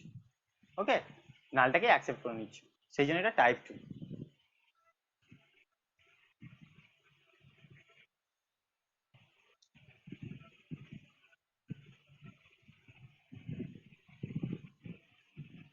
হুম, হ্যাঁ, এটা যখন নালটা ট্রু হচ্ছে অথচ রিজেক্ট করে অল্টারনেটিভটাকে নিয়ে নিচ্ছে। আচ্ছা, হুম বলো। হ্যাঁ, লেভেল অফ সিগনিফিকেন্স বলো।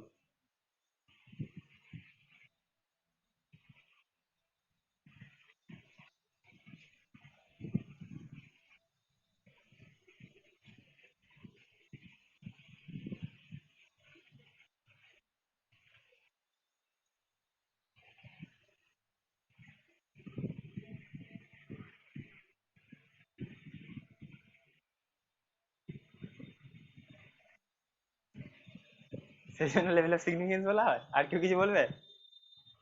তুমি এটা মানে বই পড়ে বলেছো না এমনি বললে যে সিগনিফিকেন্স টার্মটা দেখে বললে?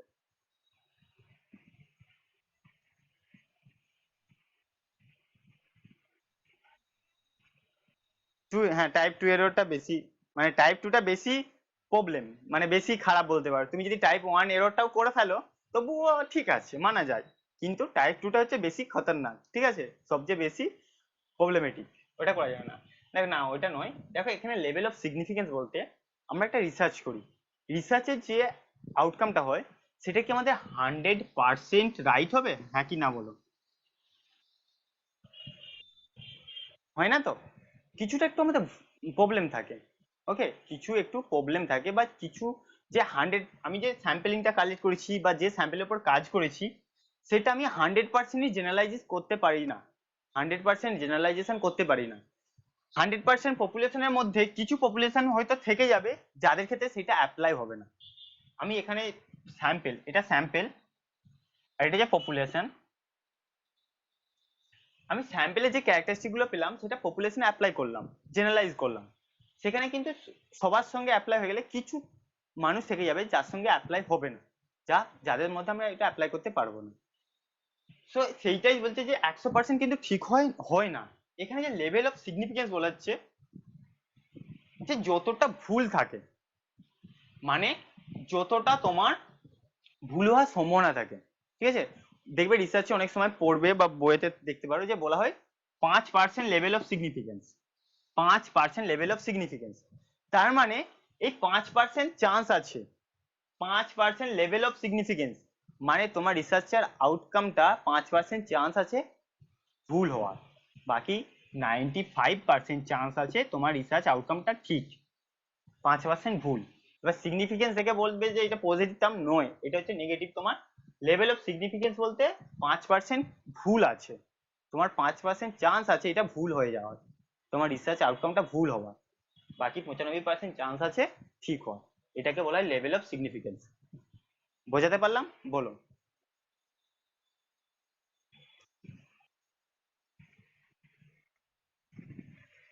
আরেকবার দেখো, লেভেল অফ সিগনিফিকেন্স, ঠিক আছে, লেভেল অফ সিগনিফিকেন্স যেটাকে আলফা দিয়ে ডিনোট করছি, বা আলফা মানে হচ্ছে লেভেল অফ সিগনিফিকেন্স। এবার রিসার্চের সময় বা যে স্ট্যাটিস্টিক্যাল টেস্ট করা হয় সেখানে বলা হয় তুমি কত পার্সেন্ট লেভেল অফ সিগনিফিকেন্স রাখবে রিসার্চ, তোমার ডেটা মানে তোমার যে রিসার্চটা আছে তোমার কত পার্সেন্ট লেভেল অফ সিগনিফিকেন্স। তুমি যদি বলো আমার রিসার্চটা 5% level of significance, 5% level of significance, okay, তার মানে তোমার রিসার্চটা 5% ভুল হওয়ার সম্ভাবনা আছে, ঠিক আছে, 100%-এর মধ্যে 5% ভুল হওয়ার সম্ভাবনা। এইভাবে বুঝতে পারো যে তুমি যদি 100 বার টেস্ট করো, মানে টেস্ট দিয়ে বলছি, 100 বার টেস্ট করো, 95 বার ঠিক হবে, 5 বার ভুল হবে, 95 বার ঠিক হবে, 5 বার ভুল হবে। সো লেভেল অফ সিগনিফিকেন্স যে 5%টা পেলাম, এটা মানে হচ্ছে 5% ভুল হবে, ঠিক আছে, 5% ইনকারেক্ট হওয়ার চান্স আছে, আর বাকি 95% যেটা হচ্ছে কারেক্ট হবে। বুঝতে পেরেছো? লেভেল অফ সিগনিফিকেন্স মানে যতটা ভুল হচ্ছে। যদি বলতাম আমি 1% level of significance, 1% level of significance, তার মানে আমার রিসার্চটা 1% ভুল হওয়ার চান্স আছে, বাকি 99% ঠিক হবে।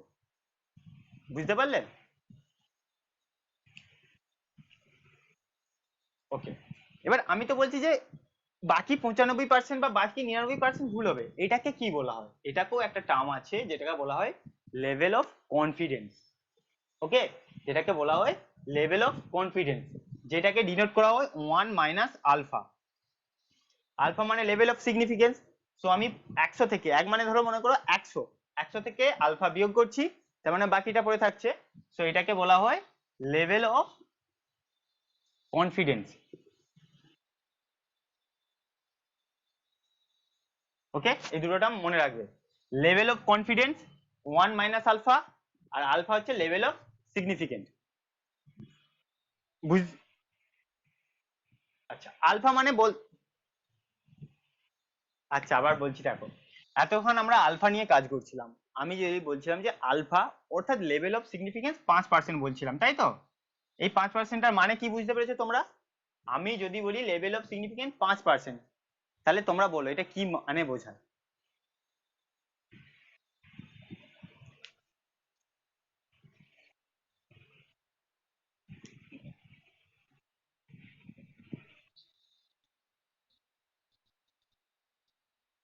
যদি বলি 6% লেভেল অফ সিগনিফিকেন্স, আমার রিসার্চটা 6% লেভেল অফ সিগনিফিকেন্সে আছে, এটা যদি বলি কি বলা হবে তাহলে?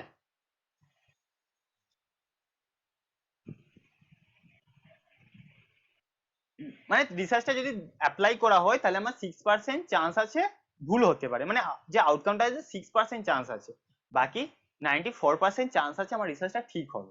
ওকে, সো এটা লেভেল অফ সিগনিফিকেন্স, এটা কি ছিল? আলফা ছিল, তাই তো? এটা হচ্ছে আলফা। লেভেল অফ কনফিডেন্স যেটা হচ্ছে 1 - আলফা, 1 মানে হচ্ছে 100, এখানে 1 বলতে 100 বোঝাচ্ছে। সো 1 - আলফা যদি করি, তার মানে 100 - 60, মানে সরি 100 - 6, তার মানে এটা 94 আসলো।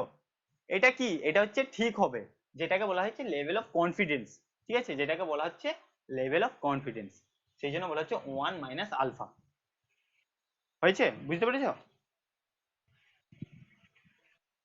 হ্যাঁ, এই তো ওই জন্য তো লেখা আছে আলফা লেভেল অফ সিগনিফিকেন্স, যেটা ভুল সেটা আলফা, আর 1 - আলফা লেভেল অফ কনফিডেন্স, যেটা ঠিক, যত পার্সেন্ট চান্স আছে ঠিক হওয়ার।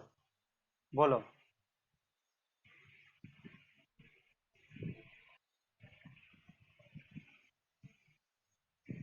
কি এইটা যখন পড়ে?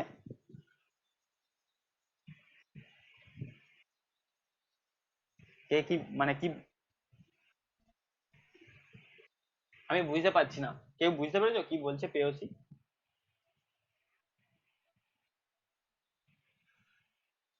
যখন পড়বে ভুলে যেতে পারো মানে? আবার পড়ে নেবে, ভুলে যাবে কেন? খাতাতে তো নোট থাকবে তো।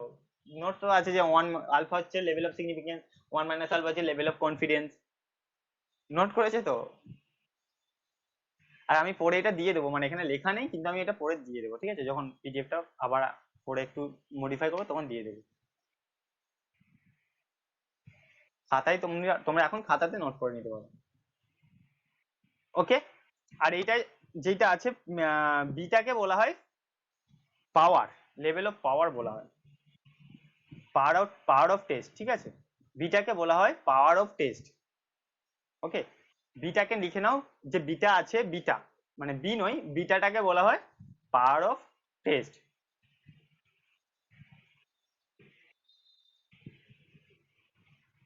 হ্যাঁ, এই যে লেখা আছে, মার্ক করে দিয়েছি, পাওয়ার অফ টেস্ট। আর কিছু জানার দরকার নেই এগুলো, ঠিক আছে? আর এতক্ষণ যে টাইপ ওয়ান এর টাইপ টু এর পড়লাম, এখানে সবগুলো লেখা আছে, ঠিক আছে? এখানে সেইগুলো লেখা আছে, দেখে নেবে। ওকে। সো ভালো করে type one error, type two error, null hypothesis, alternative hypothesis ভালো করে দেখে রাখবো, ঠিক আছে? আর এমনি হাইপোথিসিস জিনিসটা কি সেটা তো দেখবেই। ওকে। কারো এখানে ডাউট নেই তো এতক্ষণ যা পড়ানো হয়েছে?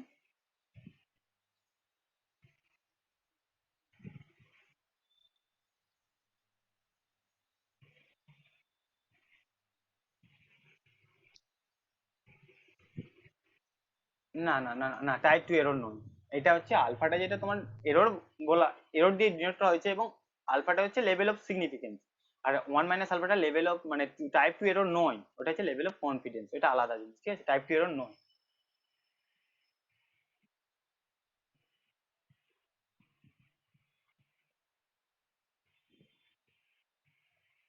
টাইপ ওয়ান এররটা এখান থেকে করবে, ঠিক আছে? যে দেখো আমি তো লিখেছিলাম যে টাইপ ওয়ান হচ্ছে টু, এরকম লিখে রাখবে, টু নাল, টু নাল, ঠিক আছে? মানে টু নাল হাইপোথিসিস। টাইপ ওয়ান এর হচ্ছে two null hypothesis but rejected, মানে তুমি রিজেক্ট করে দিচ্ছ। তাহলে কি প্রবলেম হচ্ছে? এটার সঙ্গে কিভাবে রিলেটেড বলতে? এই one minus alpha, one minus beta.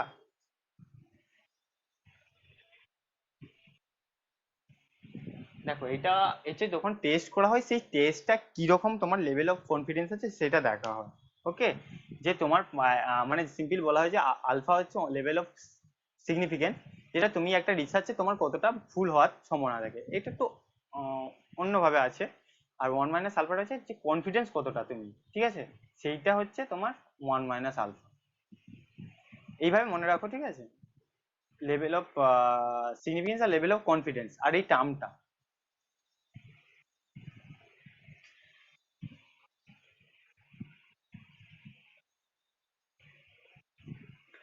দেখো যেটা ভুল হচ্ছে সেটা আলফা, যখনই সেটা তুমি ওয়ান মাইনাস আলফা করছে সেটা হচ্ছে তোমার ঠিক হচ্ছে, বুঝতে পারলে? যেটা ভুল হচ্ছে সেটা হচ্ছে আলফা, বা যেটা ভুল হচ্ছে সেটা বিটা ছিল, মানে টাইপ টু এরর ছিল। যখনই ভুল হচ্ছে সেটা হচ্ছে বিটা বা আলফা।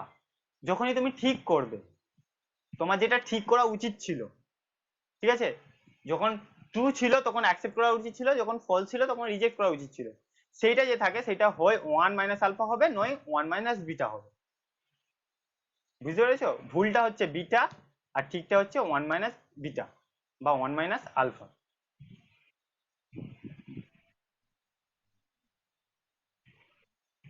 বিটার ক্ষেত্রে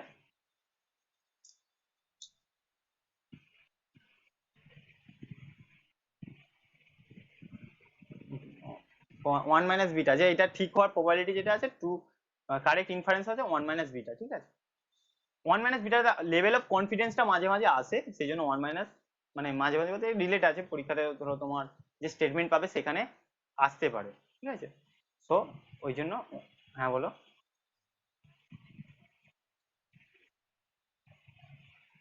এইটা দেখো রিসার্চে মানে যে টেস্ট করা হয় না, সেখানে সবসময় যে 100 ভ্যালুর উপর কাজ করা হয় না, ঠিক আছে। অনেক সময় সেটাকে ওয়ান ধরা হয়, এবার যে কোনো জায়গাতে তোমরা যদি রিগ্রেশন বলে শুনে থাকো জানবে, যেখানে হচ্ছে প্লাস ওয়ান থেকে -1 ভ্যালু দেখা হয়। তো কিন্তু এই যে +1 এই -1 এটা কিন্তু 100 সমান, 100% সমান। এগুলো এটা 100% না করে এটা ওয়ানে দেখানো হয়। ওকে, দেখো এগুলো আমাদের হলো টাইপ 1 টাইপ 2 এরর। কি করব, স্কিউনেস, ছোট দুটো টপিক আছে, স্কিউনেস আর কার্টোসিস দেখাবো।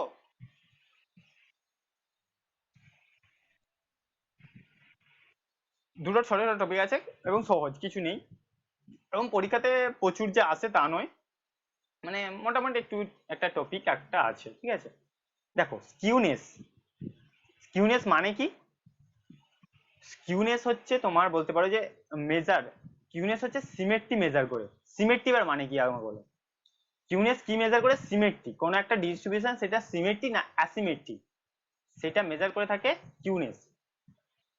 তো সিমেট্রি মানে কি আগে আমাকে বলো।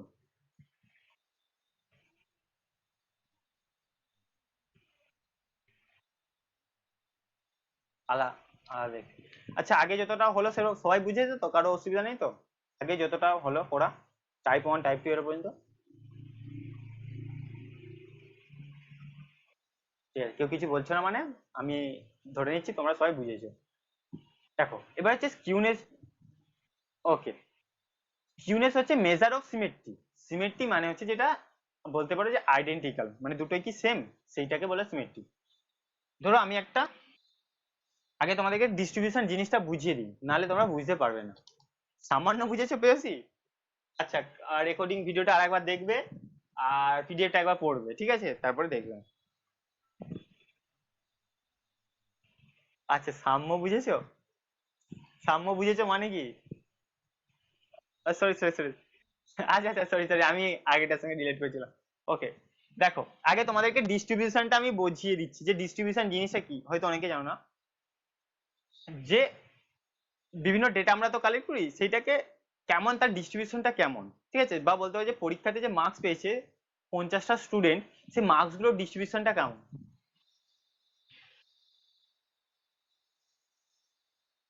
এটাকে বলা হয় মোটামুটি ঠিকই আছে, এটাকে বলা হয় নর্মাল ডিস্ট্রিবিউশন। এটাকে কি বলা হয়? Normal distribution. ওকে, এটাকে বলা হয় নর্মাল ডিস্ট্রিবিউশন।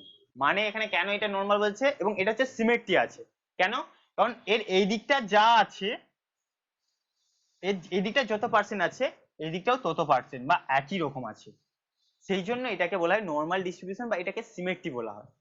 আর কিউনেস মেজার করে এই সিমেট্রিটাকে, যে এটা সিমেট্রি আছে না অ্যাসিমেট্রি আছে, ঠিক আছে, এটা সিমেট্রি না অ্যাসিমেট্রি। যদি এরকম কোনো ডিস্ট্রিবিউশন হয় তাহলে সেটাকে সিমেট্রি বলা হয় বা জিরো কিউনেস বলা হয়। এখানে দেখো একটা আছে, কিউনেসের 3 রকমের ভাগ, একটা হচ্ছে জিরো কিউনেস, জিরো স্কিউড, ঠিক আছে। তো যখন নর্মাল ডিস্ট্রিবিউশন হয়, যেটা দুদিকটাই সমান হয়, সেটাকে বলা হয় তোমার নর্মাল বা ডিস্ট্রিবিউশন বা জিরো স্কিউড। এবার এটা নর্মাল ডিস্ট্রিবিউশন কিভাবে হচ্ছে, আমি বললাম যে পরীক্ষাতে মার্কস পেয়েছে, ঠিক আছে, এখান থেকে শুরু হয়েছে মার্কসটা, আস্তে আস্তে এখানে মার্কস আস্তে আস্তে বাড়লো। বাড়লো কি বুঝে, নাম্বার অফ স্টুডেন্ট, যে ধরো 20 পেয়েছে, 10 পেয়েছে, 1 মিনিট দাঁড়াও। তোমরা অনেক কিছু ফ্রিকোয়েন্সি ডিস্ট্রিবিউশন কি কেউ করেছো? ফ্রিকোয়েন্সি ডিস্ট্রিবিউশন বিএড যারা করছে তারা অবশ্যই করবে, বা যারা কমপ্লিট হয়ে গেছে তারা ফ্রিকোয়েন্সি ডিস্ট্রিবিউশন করেছে। বাকি কেউ কি ফ্রিকোয়েন্সি ডিস্ট্রিবিউশন করেছো?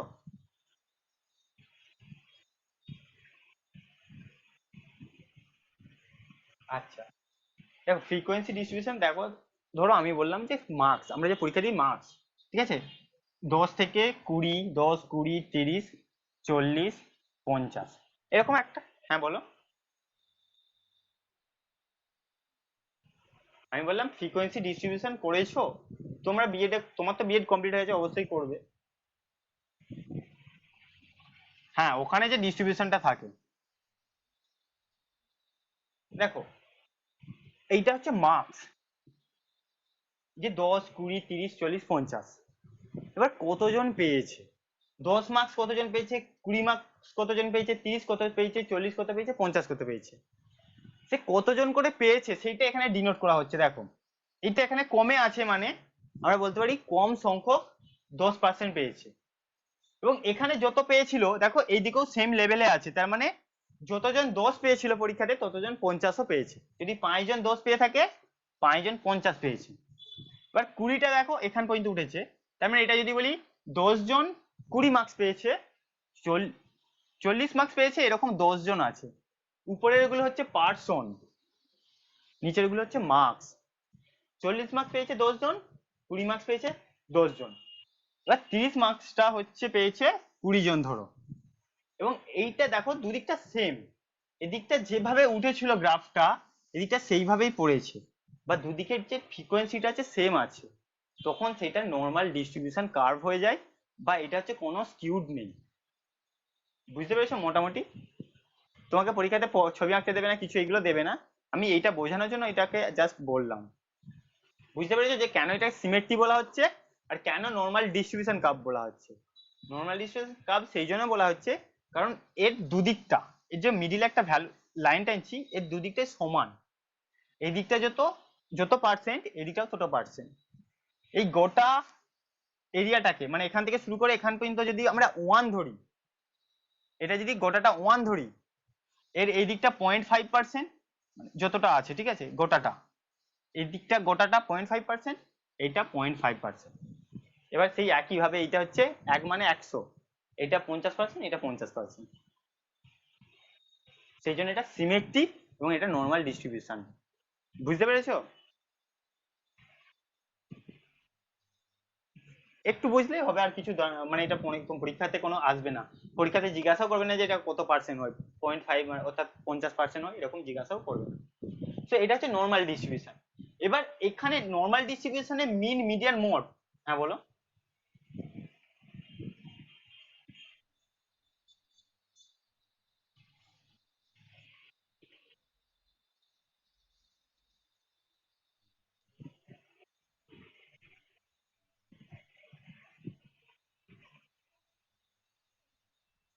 কি মার্কস 30 পেয়েছে 40 জন স্টুডেন্ট?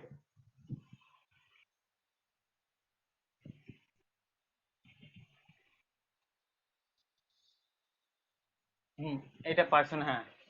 5 জন পেয়েছে, 10 জন পেয়েছে, হ্যাঁ।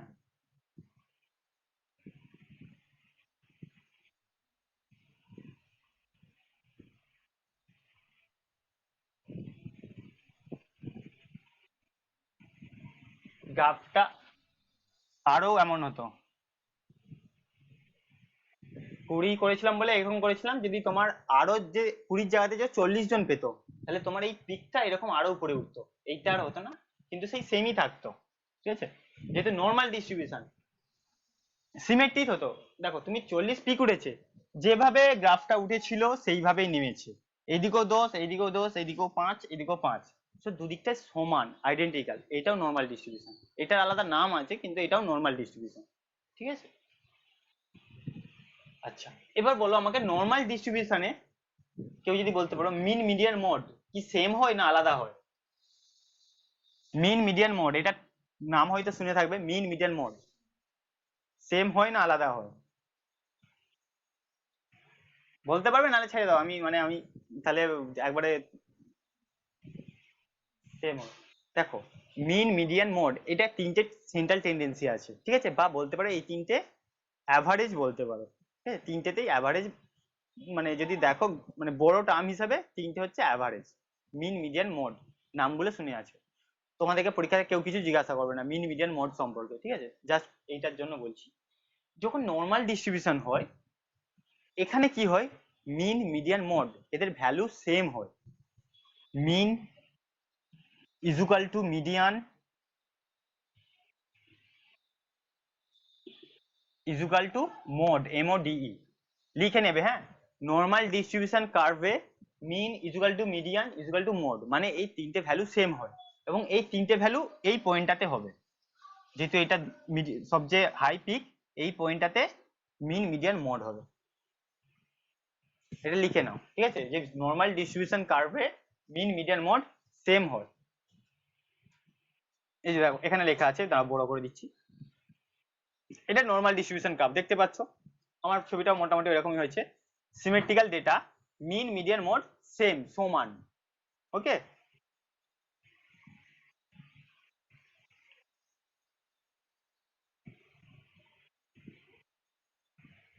এবার আমরা স্কিউডে আসছি। স্কিউনেস হচ্ছে যে কতটা অ্যাসিমেট্রি আছে।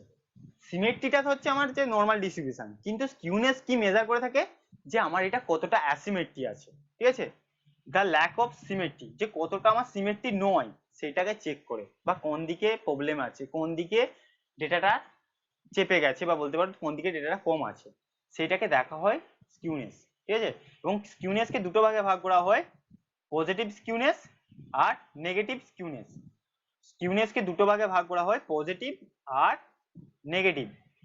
এবং পজিটিভটাকে বলা হয় রাইট স্কিউড, নেগেটিভটাকে বলা হয় লেফট স্কিউড। রাইট আর লেফট কিভাবে মনে রাখবে, যে পজিটিভ মানে সবসময় পজিটিভ মানে কি, আমার মানে কি বলবো, একটা আমাদের ডান দিকের সঙ্গে সম্পর্ক আছে, বলছি না যে ডান হাত, মানে পজিটিভ সবসময় ডান দিকের সঙ্গে সম্পর্ক থাকে, আমাদের একটা মাথায় এরকম একটা কি বলবো কনসেপ্ট থাকতে পারে, আমার তো আছে, পজিটিভ মানে ডান দিক, তো সেই হিসাবে রাইট রাখতে পারো, রাইট হ্যান্ড। আর নেগেটিভ মানে লেফট স্কিউড, মানে লেফট হ্যান্ড, নেগেটিভ মানে বাঁ দিক। ওকে, এইভাবে মনে রাখতে পারো যে পজিটিভ স্কিউড মানে রাইট, ঠিক আছে, পজিটিভ বললে সবসময় আমরা রাইট দিকে আমরা যেতে চাই, মানে বা পজিটিভ মানে তো রাইট, ঠিক আছে, পজিটিভ মানেই তো আমরা রাইট জানি, যে পজিটিভ মানে হচ্ছে রাইট, তো পজিটিভ হচ্ছে রাইট স্কিউড, ডান দিকে স্কিউডটা হবে, আর নেগেটিভ স্কিউড হচ্ছে লেফট স্কিউড, বাঁ দিকে। ওকে, এই দুটো স্কিউড আছে। এবার দেখো নর্মাল ডিস্ট্রিবিউশনের স্কিউড ভ্যালু 0 হয় প্রথমে বলেছি, আর নর্মাল ডিস্ট্রিবিউশন কার্ভ এরকম হয়। ওকে, এবার রাইট স্কিউড কাকে বলে? Right skewed distribution is longer on the right side. দেখো এটাকে বলা হয় রাইট স্কিউড বা পজিটিভ স্কিউড, যেখানে কি হয়, ডান দিকটা, ডান দিকের টেলটা, টেল অর্থাৎ যে লেজ বলতে পারো, ঠিক আছে, এই যে ডান দিকের লেজটা একটু বেশি লং হয়ে যায়, বাঁ দিকের চেয়ে ডান দিকেরটা লং, তো হ্যাঁ কি না বলো।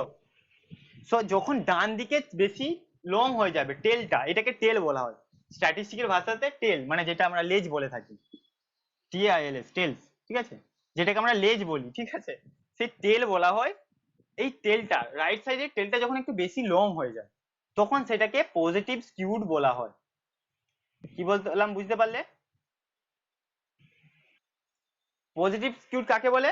যখন ডান দিকে বেশি স্কিউড হয়ে যায়, ডান দিকটা বেশি চলে যায়, সেটাকে পজিটিভ স্কিউড বলা হয় বা রাইট স্কিউড বলা হয়। এবার এখানে মিন মিডিয়ান মোড কেমন হয় এইটা নোট করবে, ঠিক আছে, কারণ এইগুলো পরীক্ষাতে আসতে পারে ডাইরেক্ট কোশ্চেন হিসাবে। এখানে যদি সেটা পজিটিভ স্কিউড হয়, এখানে মোড সবচেয়ে কম হয়, দেখো এখানে লেস, এটা কি, হ্যাঁ লেস দ্যান, এটা লেস দ্যান সিম্বল দেওয়া আছে, তার মানে সবচেয়ে বড় হচ্ছে মিন, দেখো এখানে মিন সবচেয়ে বড়, মিডিয়ান তারপরে হয়, তারপরে মোড হয়, মোড সবচেয়ে ছোট হয়, median less than median less than mean, mode less than median less than mean, তাই তো, এটা লিখে নাও।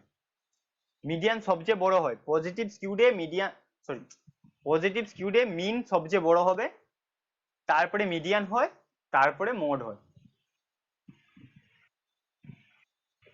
এবার কারো মাথায় কি আসছে যে এখানে মিনের তো নিচেতে আছে, তাহলে আমরা মিন কি করে বড় বলছি, কারো কি মাথায় আসছে বলো।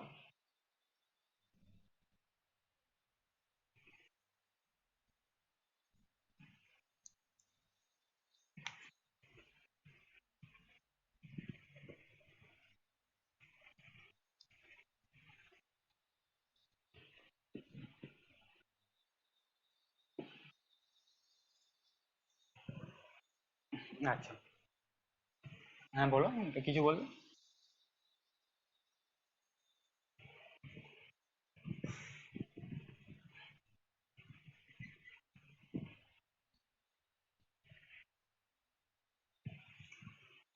ঠিক আছে, আমি বুঝতে পেরেছি তুমি যেটা বলতে চাইছো। দেখো, সবাই লিখে নিয়েছো তো যে মিন সবচেয়ে বড় হয়, তারপরে মিডিয়ান হয়, তারপরে মোড হয়। এখানে লেস দেন সিম্বলটা দেয়া আছে। দেখো মিন কেন বড়, এই যে সাজিয়েছি আমি এখানে, এই যে বড় বলা হচ্ছে না, এই যে ভ্যালু গুলো আছে, তো মিন তো সবার এইদিকে আছে, সেই জন্য এটা বড়। মোড এখানে আছে, তার মানে এর ভ্যালু কি হবে, 10 থেকে 20-র মধ্যে হবে। যদি আমরা এই গ্রাফ অনুযায়ী দেখি, এই ভ্যালুটাকে বলা হয় যে বড় না ছোট। এই যে কতটা পিকে উঠেছে সেটা নয়, পিকটাকে বলা হয় ফ্রিকোয়েন্সি। যে আমরা মিন কত, মিডিয়ান কত, সবসময় নিচের ভ্যালুগুলো দেখা হয়। সব মড হচ্ছে এই ভ্যালুটা, যেটা খুব কম, মিডিয়ান মাঝে, সেই জন্য এখানে মাঝে আছে। আর মিন সবচেয়ে বড়, এখানে মিন আছে। সো এটা 30 থেকে 40-এর মধ্যে, তাই মিন হচ্ছে বড়। ওকে, ফ্রিকোয়েন্সি মানে এই যে এই হাইটটা কততে আছে সেইটা দেখে বলা হয় না। বুঝতে পেরেছো? পজিটিভ স্কিউড বুঝতে পেরেছো সকলে? বা মিন মিডিয়ান মোড কিরকম হচ্ছে আর একবার দেখো। প্রথমত দেখো, পজিটিভ স্কিউড হচ্ছে যে ডান দিকে যখন বেশি লং হয়ে যাবে, টেলটা যখন ডান দিকে টেল লং হয়ে যাবে, তখন সেটাকে পজিটিভ স্কিউড বলা হয়। এখানে মিন মিডিয়ানের মধ্যে সম্পর্ক কিরকম, মিন সবচেয়ে বড় হবে, তারপরে মিডিয়ান ভ্যালু আসবে, তারপরে মোড ভ্যালু আসবে। মিন সবচেয়ে বড়, মিডিয়ান তারপরে, তারপরে মোড ভ্যালু। এবং এই তিনটেই কিন্তু সেন্ট্রাল টেন্ডেন্সি, অর্থাৎ অ্যাভারেজের বিভিন্ন রূপ। আমরা যে অ্যাভারেজ বার করি তার বিভিন্ন রূপ। ওকে, শেখার দরকার নেই, প্রয়োজন নেই। ঠিক আছে, তিনটে রূপ আছে। তো মিন হচ্ছে সবচেয়ে বড়। মিন কেন বড়, কারণ এইটা হচ্ছে মিন ভ্যালু ছবি অনুযায়ী, তাই তো? এবার এই ভ্যালুটা কার থেকে কার মধ্যে আছে, 30 থেকে 40-এর মধ্যে। সো এটা 30 থেকে 40-এর মধ্যে কোন একটা ভ্যালু হতো। মিডিয়ানটা কোথায় আছে, এখানে। সো এটা 20 থেকে 30-এ, তাহলে আমাকে বলো কার ভ্যালু বেশি, মিনের ভ্যালু বেশি তো, সেই জন্য মিন সবচেয়ে বড়, তারপরে মিডিয়ান, তারপরে মোড, মোড সবচেয়ে ছোট। আর যেখানে পিক থাকবে সেইটাই সবসময় মোড হবে। যেখানে পিক হবে সেইটাই সবসময় মোড হবে, যে কোনো ডিস্ট্রিবিউশনে যেটা পিক হবে সেটা মোড হবে। বুঝতে পেরেছো? এবার দেখো নেগেটিভ স্কিউড, এর ঠিক উল্টো। নেগেটিভ স্কিউডে কি হয়, লেফট, হ্যাঁ বলো।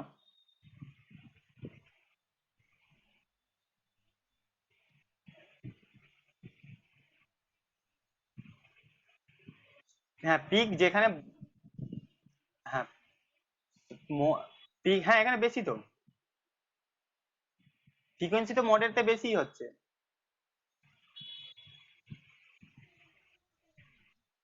তাহলে আমি এতক্ষণ কি বললাম, মোডের ভ্যালু ফ্রিকোয়েন্সি থেকে বলা হয় না যে ফ্রিকোয়েন্সি যার বেশি সেটা হচ্ছে, মানে ফ্রিকোয়েন্সি বেশিটাই মোডের ভ্যালু নয়। এটা যদি 20 হতো, এর মোড ভ্যালু 20 নয়, ঠিক আছে। এটা যে 5 ধরেছিলাম, এটা 10 ধরেছিলাম, সাপোজ যদি ধরি, তাহলে এটা যে 20 হয়েছে এর মোড ভ্যালু 20 নয়। এটা যে মিডিয়ানটা যে 10 হয়েছে, 10 নয়। আর এটা 5 বলে 5 নয়। মিন হচ্ছে নিচের ভ্যালু গুলো, আমরা সবসময় মার্কসের মিন বার করাই, কতজন পেয়েছে তার নয়। তুমি তো মার্কসের মিন বার করাবে, সো মার্কস হচ্ছে তো নিচের গুলো। সো মিন কোথায় আছে, 30 থেকে 40-এর মাঝে, সেই জন্য সবচেয়ে বড় মিন।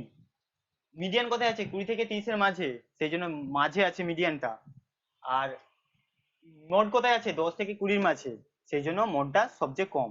এবার বুঝতে পারলে?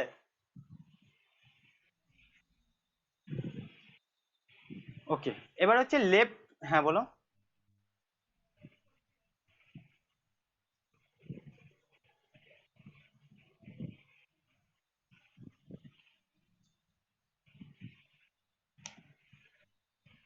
ফোন সুইচ অফ হয়ে যাচ্ছে?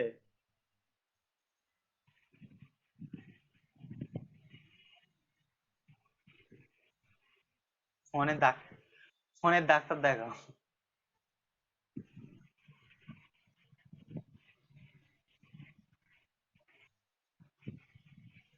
আচ্ছা দেখো,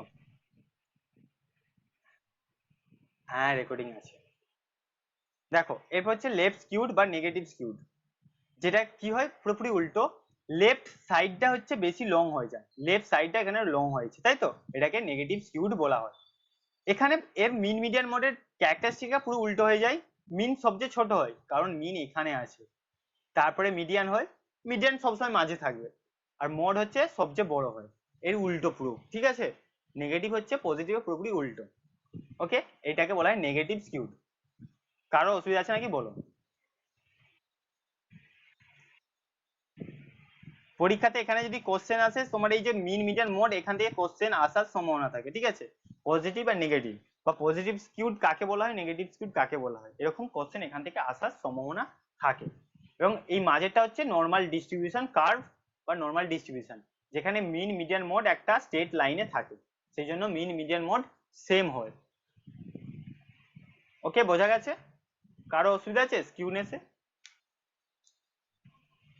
বলো।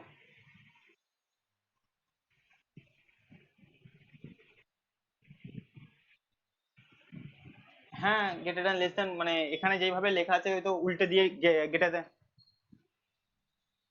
হ্যাঁ দেয়ার থাকতে পারে, কেন থাকবে না। এখানে যেমন ধরো তুমি সবার প্রথম পাচ্ছিলে মিন লেখা আছে, ওরা হয়তো লেখাটাকে ঘুরিয়ে দিল, মড করে দিয়ে এটা লেস দ্যান সাইন দিয়ে দিল, মানে মড করে মানে সাইনটাকে চেঞ্জ করে মানে উল্টো ভাবে লিখে দিল, ঠিক আছে। তো দেখে করবে, ঠিক আছে। মড নেগেটিভে মনে রাখবে মড সবচেয়ে বড় হয়, আর পজিটিভে মড সবচেয়ে ছোট হয়। নেগেটিভে মড সবচেয়ে বড়, পজিটিভে মড সবচেয়ে ছোট। এবার দেখো, সবাই বুঝতে পেরেছে তো? যতজন আছো ক্লাসে সবাই বুঝতে পেরেছে? এবার দেখো, এখানেও একই জিনিস আছে, স্কিউড হচ্ছে জিরো, নেগেটিভ পজিটিভ আছে। এখানে দেখো মড বড় মানে বেশি, এটা কি আছে এক মিনিট দাঁড়াও। এটা পজিটিভ স্কিউড, মড কম, তারপরে মিডিয়ান, তারপরে মিন, যেটা আগে বললাম, বাদ দাও। এটা হচ্ছে কার্টোসিস। কার্টোসিস হচ্ছে তোমার নর্মাল ডিস্ট্রিবিউশনটা কেমন ভাবে ডিস্ট্রিবিউট আছে, কতটা পিক আছে সেইটা চেক করো। Kurtosis is a measure of the whether the data are heavily tailed or light tailed, যে টেলটা হেভি না লাইট আছে, ঠিক আছে, সেইটা দেখে। কিন্তু এখানে কার্টোসিসে সবগুলোই নর্মাল ডিস্ট্রিবিউশন কার্ভ থাকে। দেখো, এটা হচ্ছে কার্টোসিস। তিন ধরনের কার্টোসিস আছে, একটা হচ্ছে লেপ্টোকার্টিক, মেসোকার্টিক আর প্যালিওকার্টিক।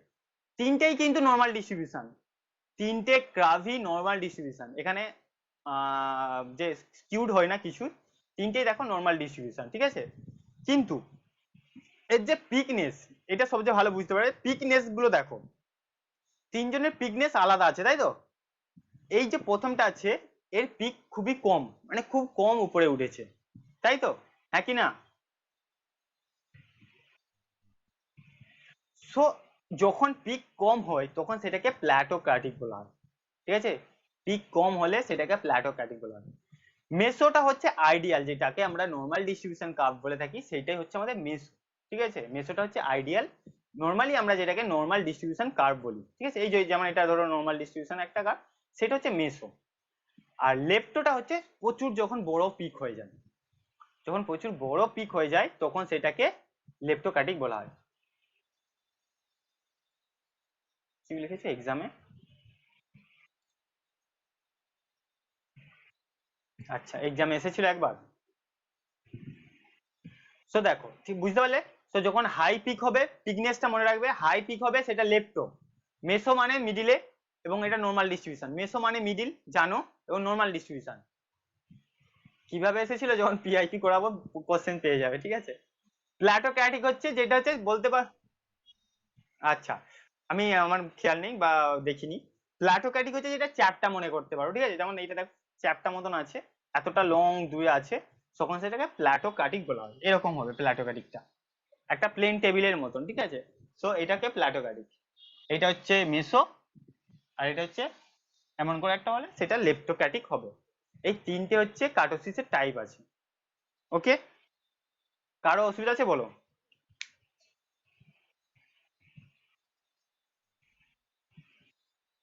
এবং দেখো এখানে একটা টার্ম লেখা আছে, পিক, আমি তো পিকনেস দিয়ে বললাম, বুঝতে পেরে গেছো, উইকার টেল। আর এখানে দেখো হেভি টেল লেখা আছে, লেপ্টোকার্টিকে হেভি টেল, তাই তো, মানে হাইটটা বেশি হয়। উইকার টেল বলতে তোমার টেলেতে বেশি ডেটা নেই, দেখো টেলটা তো অনেক চলে গেছে, তো সো টেলটা ডেটা কম আছে টেলেতে। কিন্তু এখানে যদি লেফটোতে দেখো, টেলেতে অনেক ডেটা আছে, যে এইটা হচ্ছে এর টেল, তো টেলেতে প্রচুর ডেটা আছে বলতে হবে, সেই জন্য হেভি টেল। টেলটাও প্রচুর মানে স্ট্রেট লাইনে আছে, ঠিক আছে, এরকম ভাবে মনে রাখতে পারো। তো এই তিনটে হচ্ছে আমাদের কার্টোসিসের ভাগ, ভালো করে মনে রাখবেন। হ্যাঁ বলো। ওই দেখো কার্টোসিস হচ্ছে, দেখো heavy, kurtosis measure whether data are heavily tailed or lightly tailed relatively normal distribution. একটা তো নর্মাল ডিস্ট্রিবিউশন থাকে,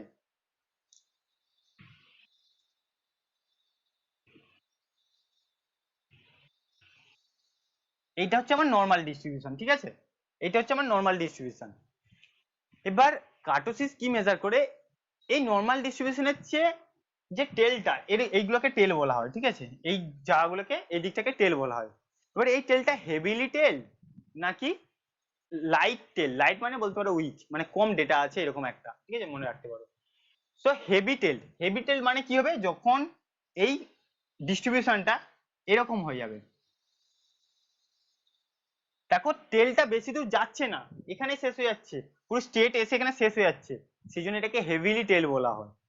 এই যে টেলনেসটা কেমন বা পিকনেস কেমন, এইটা হচ্ছে কার্টোসিসে দেখা হয়, ঠিক আছে, মেজার করে, এটাই মেজার করে যে হেভিলি টেল ওর লাইট টেল রিলেটিভলি নর্মাল ডিস্ট্রিবিউশন, নর্মাল ডিস্ট্রিবিউশনের সাপেক্ষে, এবং নর্মাল ডিস্ট্রিবিউশনটাকে মেসো কাটিক বলা হয়। বুঝতে পেরেছো? আর একটা যেটা প্ল্যাটো ছিল এরকম,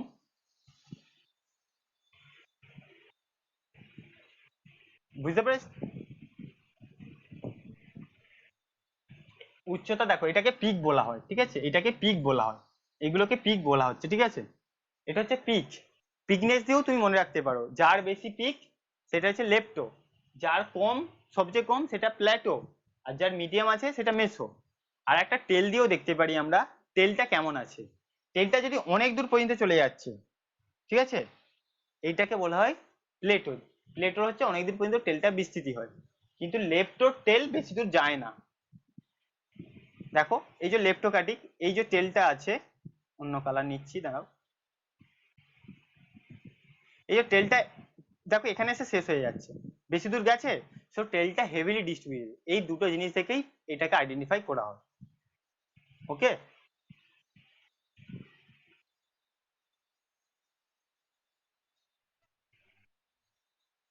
আচ্ছা, কারো ডাউট আছে আজকে ক্লাস এখান পর্যন্ত? কোনো পোর্শনে বা কোনো জায়গাতে যদি কারো ডাউট থাকে বলো, বা কোনো কিছু জিজ্ঞাসা করার থাকলে। আর যারা ক্লাসে আছো সবাই গুগল ক্লাসরুমে যুক্ত আছে তো, বা জয়েন করে নিয়েছো তো? গুগল ক্লাসরুম, টেলিগ্রাম, এই দুটো তো অবশ্যই জয়েন করে নেবে।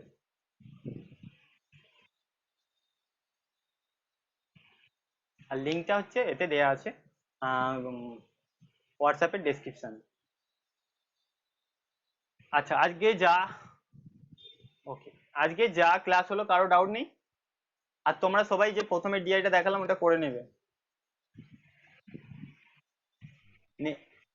নেক্সট রবিবারে আমরা এরপরে করব প্যারামেট্রিক টেস্ট আছে, নন প্যারামেট্রিক টেস্ট আছে, ওখানে এবার টি টেস্ট কোনগুলো প্যারামেট্রিক টেস্ট হয়, কোনগুলো নন প্যারামেট্রিক টেস্ট হয়, প্রচুর ইম্পর্টেন্ট, পরীক্ষাতে ওখান থেকে এখন কোশ্চেন আসছে, আগে আসতো না, এখন প্যারামেট্রিক, নন প্যারামেট্রিক, টি টেস্ট, জেড টেস্ট, এগুলো থেকে কোশ্চেন আসে, ঠিক আছে।